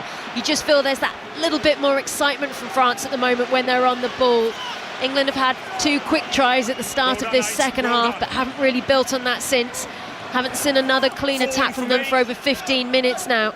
64 minutes on the clock. Still French ball. They're going a little bit backwards, not quite over the gain line. Ficou, the latest try scorer, he is pushed backwards as the tackles start raining in by the white shirts of England. Another ruck is set up. So many phases now for France. Will they attack again? They've got Movaca calling for it. You can also see that Georges-Henri Colombe is onto the field as well. Antonio has gone off. Both men playing at La Rochelle as it bubbles out on the far side of the field, and it's been touched by an England player, and France will be delighted with this position. They've got a line out inside of the English half just outside of the 22. It's great work from Penaud. He's created 2 opportunities out of absolutely nothing, just by chasing kicks and wanting to get the ball back for his team. He had no right to get up and fight for that one, and he managed to bounce it off an England player to win his team another line out. Well, Alex Dombrandt is waiting to come onto the field for England. Both sides have nearly completely emptied their benches as France come away from that line out. It's really messy. It's gone straight down to the ground. And Lagarec needs to reset and go once again. Manages to find a bit of forward power, not quite over the gain line from where the line out was in the first place, as now they're over that gain line with a bit of forward power and a bit of grunt and a bit of drive. Aldrit, he goes on, and he's lost the ball in contact. Frustration there by the French captain. I feel a little bit, particularly when we saw him play against Wales last week, he's making up for lost time.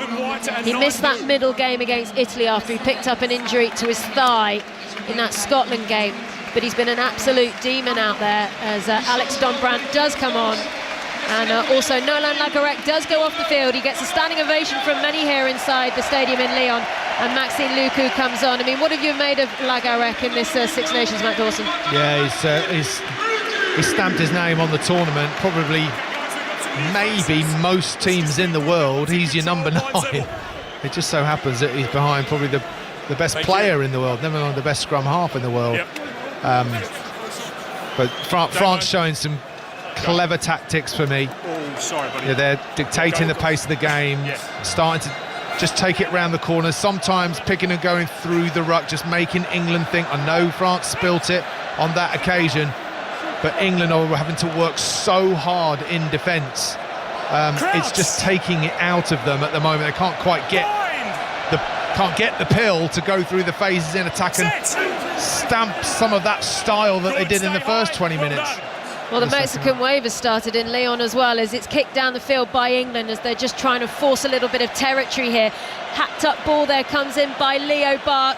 A contest in the air as England knock it on through Mitchell. Here comes Fiku once again. It's loose on the floor. It's only advantage from a knock-on. It's nothing more. So Luku gets to get the ball away. Hacked on this time by Ramos. He manages to force forwards across the field. And once again, George Ford is very happy to say, do you know what, I'm just going to call the mark and calm it down again. I mean, you're frustrated, Chris Ashton, but you can see why George Ford is doing it.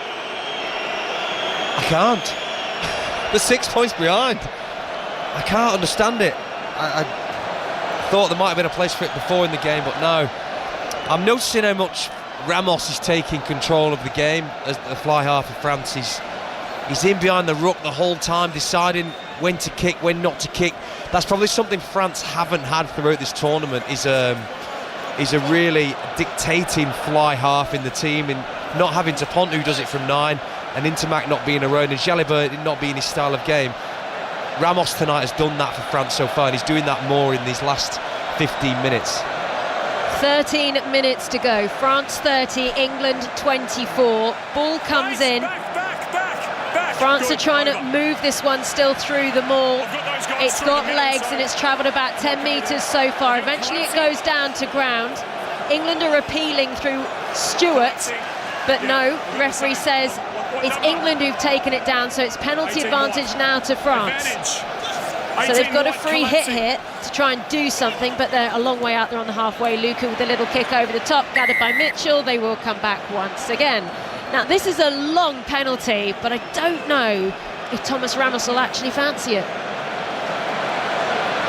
I think that the way that these teams are playing at the moment, the pace of the game is so important. It's ferocious, it's physical. You can't underestimate when you're taking on these enormous men. Every single tackle is immense, and it will take more out of the players. So maybe just that kick down into the corner just to eke out a few more seconds from Ramos. And there you go, kick into the corner. You know what France are going to do here. They're shoving it up the jumper. All the bench on. No frills, no spills. And Danny Kerr comes on now. Alex Mitchell will make his way off. We were quite worried about Alex Mitchell right at the beginning of this fixture. He got a really unfortunate knock really early on in the game, and he got a lot of treatment to his arm, so he's done really well to get to 69 minutes here in Lyon. But Danny Kerr now on for his 101st cap. Also more changes for France. Gregory Aldrit, the captain, he's making his way off. On in his place is Bourdon. The La Rochelle man, of course, won the Champions Cup now with La Rochelle. Back-to-back titles for them in Europe. As the ball comes in for France, they are trying to attack and work their way towards the England 22. That's a lovely line in the end, coming in by Barr, but England read it. They bring down the Frenchman and push out towards the near side. Oh, a little bit of a breakaway by Freeman, but no. It's been batted down by Freeman. They'll come back. And they might have a look at it, so it's whether Freeman actually looked to gather the ball or if he's a forced knock on, and it could be more. Let's listen in. It's a scrum at the moment. Yeah, they've got to. Gardner, the referee, has to have a look at it, see what the consequence, the outcome may well have been. Backwards motion. So for you, it was a genuine attempt. Okay, cool. There you go. You heard what the officials have said. Check. Genuine attempt. Sorry, time off. Which I'm not sure is any phrase that you need anyway. A genuine attempt to what? I mean, you can have a genuine attempt and tap it forward or back. There you go.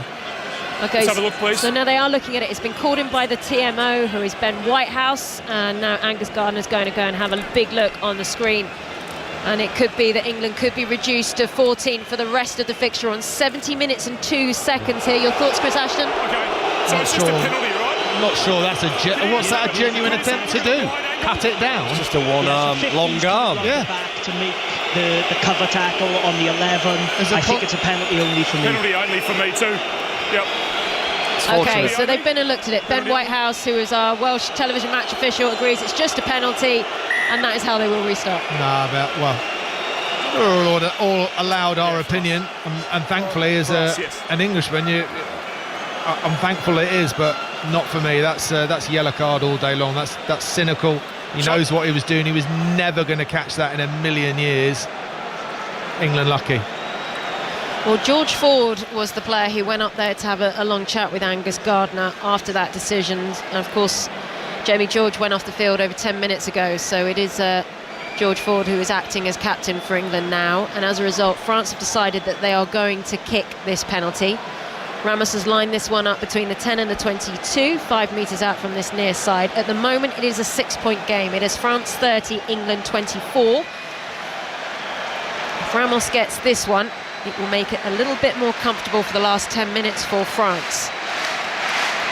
Makes his slow run up, uses his right boot. It's very high, but that one has gone to the right-hand side of the upright. So it's still a 6-point game here, and England arguably maybe get away with one there, Chris Ashton. Yeah, that was a big kick from Ramos. I know it's a long way out, but we've seen him kick those before, and he had the distance. It was just half a metre to the right upright. England's still in it. Okay, so no penalty for France here on 5 Live. We're in the final 10 minutes. France 30, England 24. The last match of the 2024 Six Nations. Ireland, they are champions. Who's going to finish second? The other side, whoever it is, will finish fourth in the table. France have it on the halfway line. It's France in control here in Lyon for the time being. We've got former England wing Chris Ashton here with us, won the Six Nations back in 2011. Matt Dawson, 2003 World Cup winner. As the ball comes down for Marcus Smith, he calls for the mark now. And it's a huge boo that goes around once again. I mean, England are going to have to get a bit of a wriggle on here if they are going to try and work their way back down the field and construct something, as it does go into the hands of Ford. He sends it out of play on the far side. It's going to be a French line out inside of their own half by about 5 metres. And it's been a long tournament, and I feel that the players on the field are almost playing that way at the moment. I mean, of course it looks that. On the pitch, it's fast, it's furious, and everything's running through your brain pretty darn quickly. But I just can't believe that people from the bench should be coming on saying, you know, this is where we need to play, this is the intensity we need to play. But again, the bench have been slow. There we go, good turnover. Well, that might be England's first turnover in the entire fixture. They didn't have any in the first half, and a lot of credit going the way of Alex Dombran. So they're going to restart, and it's a big penalty here for George Ford if he decides to kick it on. There's a big discussion going on of what they're going to do. Where are you going? Corner? And of course they're going for the corner. They need 6 points, so 5 and maybe a couple more would do them nicely as George Ford lines it up. Only 8 minutes to go now. England running out as George Ford runs forward. He puts a lot of welly through that ball, and they've got a line out 10 metres from the French line. Kick. Yeah, really good kick. Very composed. 10 metres from the French line. And this is what you practice for, boys. These are the decisions, these are the moves. This is the execution and accuracy that wins you these enormous test matches. Just seen Elliot Daly switch wings with Freeman. That probably means Freeman's going to be involved at some point in this move. 73 minutes on the clock. France 30, England 24, but England with the ball, attacking inside of the French 22. Tuolangi finally gets his hands on the ball and crashes forward. It's a bit chaotic in the midfield, but somehow England managed to shift it again. Still English ball. Danny Kerr juggling with it, manages to get it to Itoje. He crashes down. Support arrives. Kerr needs it quickly. England looking for another try here. Oh, it's going to be Freeman who touches down. What a try for England. There's still a conversion to come to try and put them back in the lead, but that is a 4th try for England, and it was well worked. How did he get there? He carried the ball 2 phases previously, and he's got up and sprinted all the way around and got just inside Daly. Nip up the touchline, but what work rate from Freeman. He literally carried 2 phases earlier and got up off the floor, and he's up the touchline. Well, you called it, Chris. You said Daly coming onto the right wing, Freeman on left. He has to be involved, but we didn't realise that was going to be so involved. But again, the intent and accuracy and pace from England. England have to just embrace the fact that they are dangerous when they play like this. Nobody can stop them at the moment.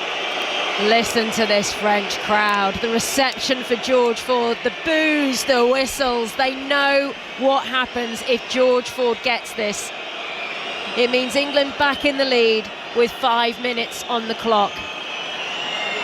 Ford has still got 20 seconds to go. He's being charged down by the French back That one's going to sneak over. Yes, it does. George Ford has not missed so far in Lyon tonight.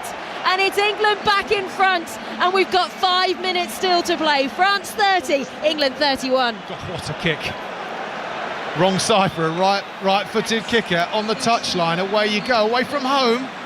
Wow, that's a massive kick. What have England got? Grandstand finish in Lyon as we go into the final 4 minutes. It's a 1-point game. England looking to finish second in the table. France trying to save face in front of their home fans. It's England on the ball and they're going to slow this down for all the love and money in the world. Danny Kerr doing exactly what he does. This is the last time that we're going to see him play in an England shirt. Ball goes high into the Lyon sky, comes down on the halfway. Confusion on the floor. It looks England who are trying to power over to secure it. France will gather. They have it now. Their chance to attack. Big running coming in this time by Henri Colomb. Gathered now by Luku. Middle of the park. French ball and wonderful defence coming in from England to make sure France aren't going over the gain line. Now we see Yoram Mofana of Bordeaux. He manages to pop off the ball. Luku goes in once again. The phase has been worked through here by France, but so far not really gaining any traction. Slightly coast to coast, not enough northbound just yet. Luku gathers, looks up, manages to find Bordeaux. No arms. Are you saying advantage? And there's the penalty coming France's way. It's a long way out, but they've got penalty advantage. No arms the tackle. slap on the desk comes in by Chris Ashton. No arms tackle. It's a no arms tackle, we're being told, by Sam Underhill. Fiku, he thinks about throwing the big pass out wide. There wasn't really anyone out there. The only person was the reserve tight head in Georges-Henri Colomb as France try and break away through the middle. Another pop off to Biel Barry, now to Luku. France still attacking away inside of the England half. The penalty advantage is still there. Biel Barry now goes in. Popped off towards the middle of the field. This time we get to see Sebastian Taufifanoa go forward. Eventually our referee Angus Gardner has seen enough. Now this is about a metre inside the halfway. This is kickable by Ramos. And we have 77 minutes on the clock. France 30, England 31. Matt Dawson. And referee Gardner went back to the spot, which was probably his spot, 47 metres out, and then his touch judges or his officials, maybe someone in his ear said no, go to 49. Right, no arms tackled by number 7. And that 2 metres could be absolutely crucial for this kick, because last kick Ramos hit a distance, wasn't a great connection, but he knows he's got to go for it. Just here. It's the straight line that really helps him here. It's being a straight line. 5 It minutes really behind helps me. Ramos. Okay. It's on the There's halfway. no angle It's on the whatsoever. halfway. Yep, shot. Penalty for that's France fine, mate. on the halfway line. France 30, England 31. Which way am I going, Ben? No, he was right the first time, it was just inside. I mean, they're moving Thomas Ramos within sort of like a 2 metre box to make sure he's in exactly the right place. It really is. Massive kick then for Thomas Ramos. There will be time for a restart after this. There's 38 seconds on the clock here. Ramos, he's on the halfway. If he gets this, France are back in front after England scored an incredible try by Tommy Freeman to get a fourth try. By number 8 White. Thank you. Here comes Ramos then to put France back in the lead. Is that one in the right direction? Yes, it is. You can tell by the crowd, right? England have got a shuffle on. We're on 79 minutes here. And it is France who lead. England going to have to chase this restart for all and everything they've got. It's France 33, England 31. Wow, what a second half this has been from both sides, to and fro, and you still can't call this with 30 seconds to go, Sara. Okay, restart. France have got the ball. Thomas Ramos got his penalty. Will he be the hero here in Lyon today? France 33, England 31. They led up until the last minute of this fixture. Have France stolen it right at the end? A 1-point game here on 5 Live, the final match of the Six Nations. France have it. They just need to hold on. England somehow need to steal this ball. They need to get it back. A penalty would be enough. A drop goal would be enough. They are pushing. They are contesting. There's still 4 seconds on the clock. France lead by 2, 33 points to 31. They're waiting for the clock to go in the red. They just need to get it up, and they do. France win. They finally get the victory in this Six Nations at home. France will finish second in the table, and played in Lyon. It finishes here. France 33, England 31. Brilliant fixture. Brilliant evening. Put on a show in Lyon. And to be honest, in that first half, we weren't sure we were going to get a show, were we? But my goodness me, that's the 40 minutes. It's just gone in a blink. It felt like 4 minutes, never mind 40 minutes. Brilliant performance from both sides. And yeah, bodes well for both teams going forward. I'm disappointed though, Chris, for the England lads, because on a normal day, that type of performance against France, I think probably gets you the win. I think if they haven't got Ramos, then they don't win the game. I think he was one of the standout players of France tonight, Ramos. He just controlled the game when they haven't necessarily got a natural fly half out there right this minute. He was the man and the man of the moment to kick the goal. Just watching George Ford, he's absolutely gutted, hands on his knees down there, because England know, like you say, they did enough here to get the win. Well, the disco is going strong here in Lyon. They are not going to go home anytime soon. They are delighted with this performance that France have put on. I mean, what a show to steal it at the death there. Perhaps a small amount of solace for England fans. They have outscored France when it comes to tries here today. In this second half, Matt Dawson, we saw what England can do in attack. We just didn't see it in the first half. Yeah, I suppose that maybe the main disappointment for me today was England's inability to change mid-half. They obviously went into half-time and Steve Borthwick and his coaches have had a brilliant half, and England have listened and they've realised that they need to play a different style of rugby. But we can't keep going in to half-times until we change the way that we want to play. Because if England had changed earlier, rather than playing this sort of laborious World Cup kicking style game, you know, we lost opportunities, we missed opportunities. Let's play the whole 80. Well, let's just do it. Well, as we are in this stadium, Chris Ashton, and it is going absolutely bananas here right now. The French crowd are loving this. You played a lot of rugby here in France. It means so much to this country when their rugby team is going well. It feeds down into the club game, and you know that this is going to only fuel them further. I know they're going to be talking about the Olympics later this year, but it would have been such a disappointment if they'd finished fourth in this Six Nations after what had been such a disappointing World Cup. Yeah, it really helps boost French rugby again, I think, and finishing in this way. You can quickly forget what happened in the early stages of the tournament. Having to move stadiums as well is not an easy thing to do for the French team, and thankfully, yes, they've been able to fix it positive and move on into the summer. Well, what an atmosphere it is here. They're going to be celebrating for some time, but what a finish by France. It is their day, full time here in Lyon. France 33, England 31.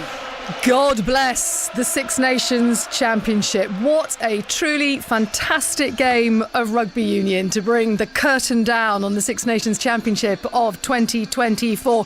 Guys in Lyon, Dawson, we just seen the best save till last with that match against between France and England? I think it was certainly the best game of the day. Best of the championship, wasn't it? It was it was a decent half of rugby for sure. I think you might be maybe struggling to get past England-Ireland last week. That was pretty epic. And the first game, Ireland in France, when they came and did a job. Yeah, there's been a couple. There's been a couple of good games. Yeah, we're still not going to have this down as performance-wise as a classic Six Nations, but as we've said a couple of times, it's very difficult on the back of the World Cup and what they've been through to then go through lots of different changes, all sides, and then bring it into the Six Nations. However, from an England perspective, I'm just so encouraged. We were promised a different England at the beginning of this Six Nations. Jamie George promised us some changes. We didn't think we saw it in the first 2 or 3 games. We saw glimpses against Scotland, but not enough. And then all of a sudden we've seen an unleashed England side who we just need to keep re-emphasising to these fellas that yes, this is the way to play. You have an opportunity to stamp a style of rugby that other nations are going to be worried about. Home or away, England have the strength, they have the depth, they have the style, they have the flair to win anywhere, and they've proven that in the last couple of weeks. Of course they've got to develop. They're not anywhere near a finished article, but there are more than just the early shoots, put it that way. Yeah, we'll talk about England going forward in a little minute. So the final table shows that Ireland are top. They are, congratulations to them, they are the Six Nations Championship of 2024. France finished, they've got 20 points. France finished second with 15 points. England third, 14, and then it's Scotland, Italy and Wales with the wooden spoon. I'm still not quite sure, are we, where France are at the end of this Six Nations? Because they've only snuck home here, haven't they, by just 2 points. Chris? Yeah, I think they've been feeling pretty positive from where they were mid-tournament and everything that's been talked about, the World Cup hangover and the shock of the Ireland defeat down in Marseille early doors. Took some getting over, but they seem to have gathered themselves, got back together. Ramos really coming into the fly half shirt, and Le Garrec has got to be the find of the tournament. He just, the spark around him, as soon as the forwards get any sort of go forward, he's off, and he's smart with his kicking game. He's going to be a real threat going forward for France, someone an addition to Dupont, which is great for them. And they finally, the past 2 weekends, they've just gone back to what they know, and that's being big, powerful players who play to the strengths. And there were stages in England, once they get into U22, England just couldn't stop the power on the offload game that they've got, and they lost their way a little bit there for part of it. But tonight, for large part of it, they were definitely on it again. Because you were talking at one point in commentary that if Sean Edwards had hair, he'd be tearing it out. England have outscored France here, 4-3, and at times their D looked dreadful. Yeah. Didn't it? That is their Achilles heel going forward. It's definitely a work on for them, which you just wouldn't ever really associate, because they've been so good for the past few years. But I mean, every team has ebbs and flows of different areas that you need to work on, but their set piece defence tonight was far from ideal. Teams at this level should not be just going through the first phase at will, really, and scoring tries. But I mean, a lot to do with Ben Earl and being so good in the attacking plays that England put on. He was the one making most of the breaks. But yeah, there's definitely places that France got areas to work on. Dawson, if an alien landed, they'd never quite believe, would they, if they were watching England, that this was actually a team coached by Steve Borthwick? Have we just sort of got him wrong all along in terms of... I don't think so. I think I'm still convinced that the players have had a lot to do about how England are playing, and of course it's coordinated. Don't get me wrong. I'm not saying that there's any kind of coup within the camp about how they want to play. I think it's definitely united. But when you've got senior players like George Ford and Jamie George, Maro Itoje, who are who want to enjoy their rugby. They've played a lot of rugby for a lot of years, and they can see all this talent around them, not only in the games but every single day in training or watching them playing for their clubs. It would be an absolute travesty if we didn't see those players doing what they've been doing so well week in, week out, doing it in a white jersey. So there must have been a conversation at some stage about how can we get the balance right here, how can we use the analytics and the data and the statistics to make sure that we're doing things at the right time, maybe to exit, maybe off slow ball, but then when it's time to unleash, how can we get Furbank, Smith, Freeman, Slade, how can we get Feo-Wabosa, how can we get these players on the ball in space to finish? And as has been proven last week and in the second half tonight, when they do that, when they're in that mood, when they get front foot ball and the sort of the switch gets flicked for them to realise that here we go, they look devastating. They look just as devastating as France do, or New Zealand do, or Ireland do. So let's do more of it. And I'm not asking for it to be every phase of play and be doing it from their own 22. But there was two stark contrasts in 40-minute plays there, and the second half gave England a real opportunity to win the game. And we were all at the Rugby World Cup, weren't we? And is there also, do you think, a recognition within the England camp, Chris, that if you are going to compete at the very, very top level, then you have to score tries, don't you? You know, we saw South Africa evolve between winning the World Cup in 2019 and doing it again last year. They've evolved in terms of what their threats that they pose in attack. Is that England now recognising that and acting on it? Yeah, and I think in the Northern Hemisphere it was more Ireland pushing that on and showing everybody that you can win and be good at the best, highest level by scoring and playing attacking rugby. And we've just all followed suit, really, and we have tried to play this a kicking style, but the way that you are gonna beat these teams in this tournament and in the World Cup to get to the latter stages, you do have to play attacking rugby and put your opposition team under pressure.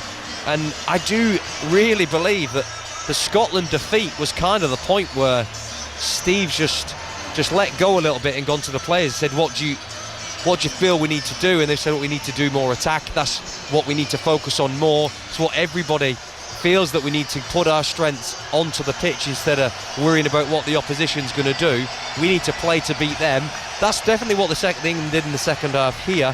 First half, I just feel it took a little bit of getting used to, a little bit of learning about your environment and adjusting and finding out how you can put your game onto the pitch. And it took till half time and going in at half time to say, we need to play here to win this game, and they came so close to doing that.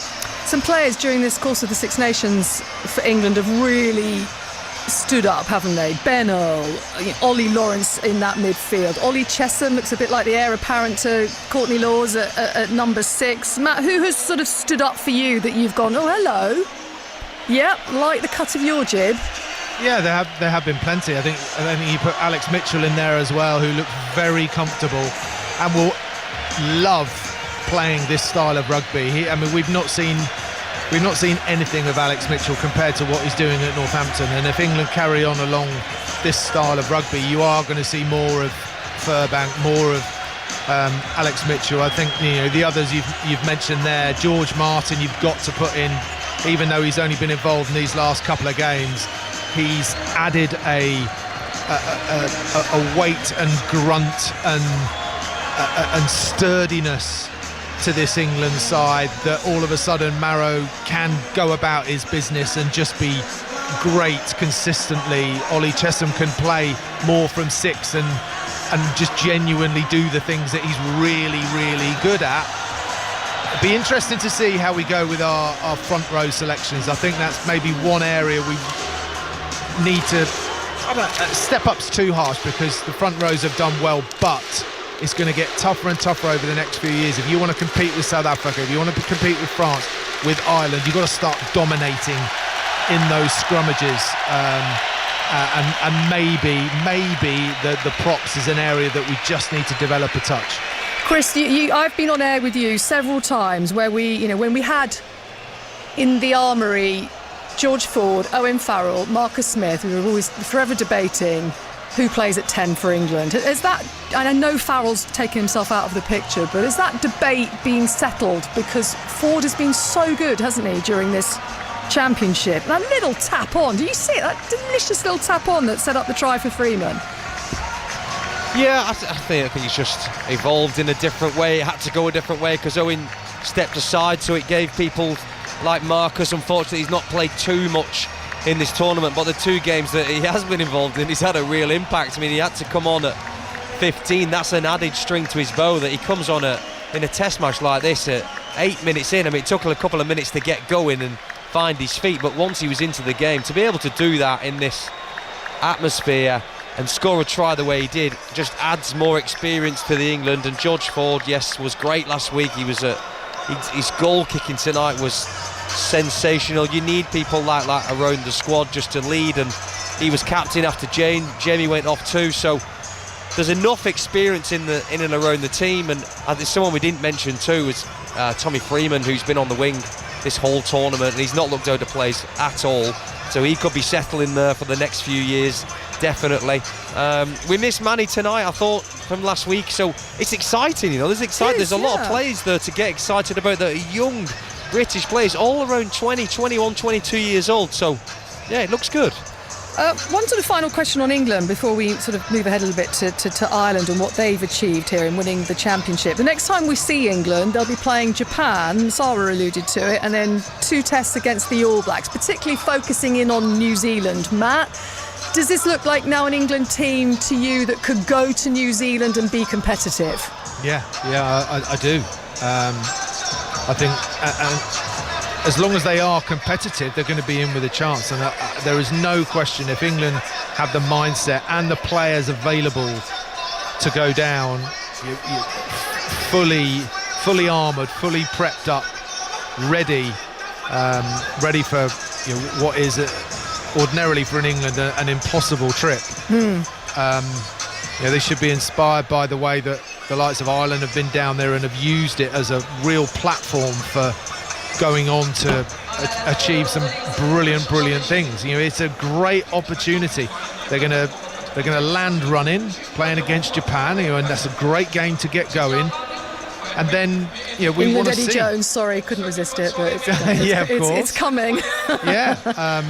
But England are going to be focused on making sure that they land in Auckland ready and primed to be playing in this style of rugby, because you can't go down there and have a poor half. If you want to win that series, you've got to have 160 minutes of brilliance. But they're going to compete. I'm pretty confident of that. Yeah, absolutely. Can't wait for that, can we? So let's talk about, I just saw Sara actually in her bright orange jumper on the telly interviewing Steve Borthwick. So we will hope to hear from the England coach before we go off air and hand to Stephen Nolan at around 10:10.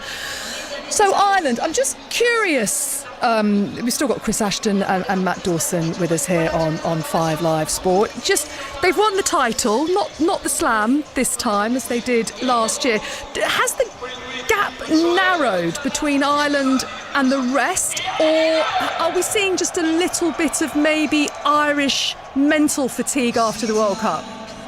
It's amazing what a couple of weeks in rugby can change people's opinion so quickly, because the first 3 games are Ireland and miles away. We're all just trying to keep up, and then all of a sudden England get them, and then Scotland pushed them close there. They weren't as clinical as what we're used to seeing, but they still got the job done. I think that's is it a valid question, Chris? I don't know, or am I just... I think the way England beat them, and because it was just such a good day for us, I think we could say we've stepped closer to them, but they're still out ahead, and they have had some big changes in there, in some key personnel leaving, and young Jack Foley there at fly half.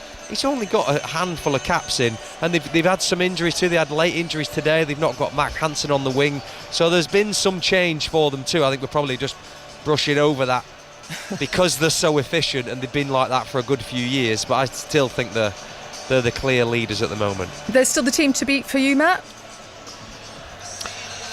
I think so. I think we might have the first result may have slightly flattered Ireland. That game against France, where France in the first 3 weeks were all over the show, and I think we were just hoping, because of what happened in the World Cup, that Ireland-France game was going to be epic, and the atmosphere was epic. But actually, Ireland put them away well. Now, that's not easy to do, of course, but then everybody was on that sort of wave of euphoria around Ireland, and maybe we were all thinking that they're untouchable, whereas the reality of it, actually, all the teams have ended up relatively competitive. I don't think the gap is anywhere near where, if we were having this conversation after round 1, yes, we're saying Ireland are miles away, but in the cold light of day with 5 games each, it's pretty tight, and that's fantastic for the tournament. I mean, you've got to bring the conversation in around Italy. Well, I was about to say Forza Italia. They have had a great day, and you genuinely can't underestimate how good that is for world rugby. For Six Nations rugby, the fact that all of a sudden we have, I know Wales are going to be disappointed that they finished, but someone's got to finish bottom. All right, Wales usually it's Italy. But for the good of the tournament, for Italy not being bottom and for Italy winning games and looking competitive, all of a sudden we have got an even better tournament. That's plenty of column inches out of the way of, or should we have someone in the tournament instead of Italy, or they're going to be the whipping boys, or how many tries are they going to concede?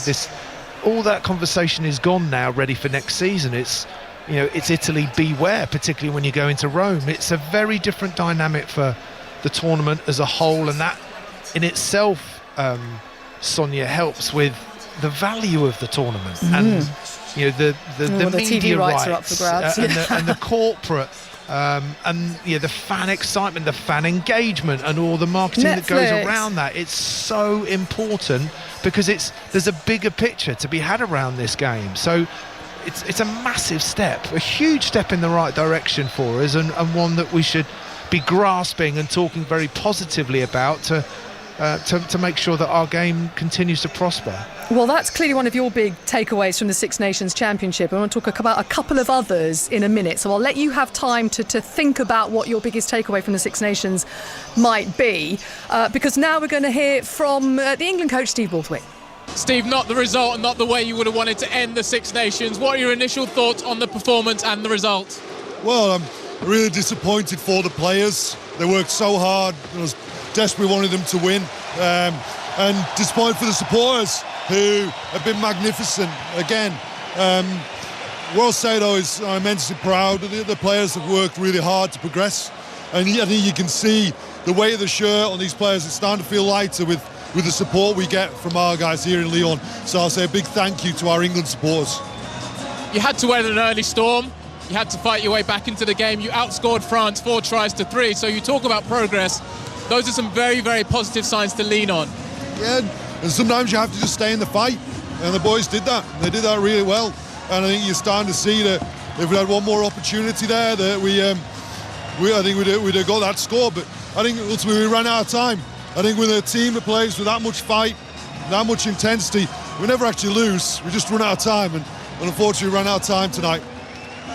And your demeanour tells me that you are thinking long-term, thinking bigger picture. So your takeaway from the tournament as a whole, how do you feel the team has progressed over the 5 weeks? Oh, I think at this point in time, I don't think you can necessarily make comments like that. I'll review the tournament properly and I'll take some time to do that.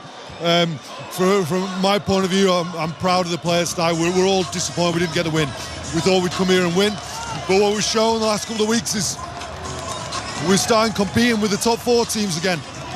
And we don't just want to compete, we want to win. But we've made a first step in the right direction. England certainly have. They don't get the win today in Lyon, but they have finished higher in the table than they have since they won the title in 2020. So, Chris Ashton, your biggest tick in the box from this Six Nations? Can I have a positive and a negative? Is that all right, Sean, just quickly? Positive has got to be... Of course you can. It's got to be England, like Steve said, moving on from the World Cup, stuttering start into this tournament, but we've finally found something that we can really focus on positively and see how we move forward and get excited about that. And the negative has to be the current situation of Wales and how they find a way out of that, because they've not got a lot of players that are out injured that are set to return. What they've got is what they're putting out every week. So how Gatland is going to find a way to turn around and how that is all going to unfold is going to be very interesting to see. And Matt, for you, we've had hat tip to Italy, who are much improved and bring a nice extra competitive edge to the Six Nations, which we've long awaited for that, haven't we? What else, as a final thought, that you might take from the 2024 Six Nations Championship, apart from the fact that we continue to just have this ongoing love affair with this championship? I would just like you to remind me next year to stop bigging up the Grand Slam.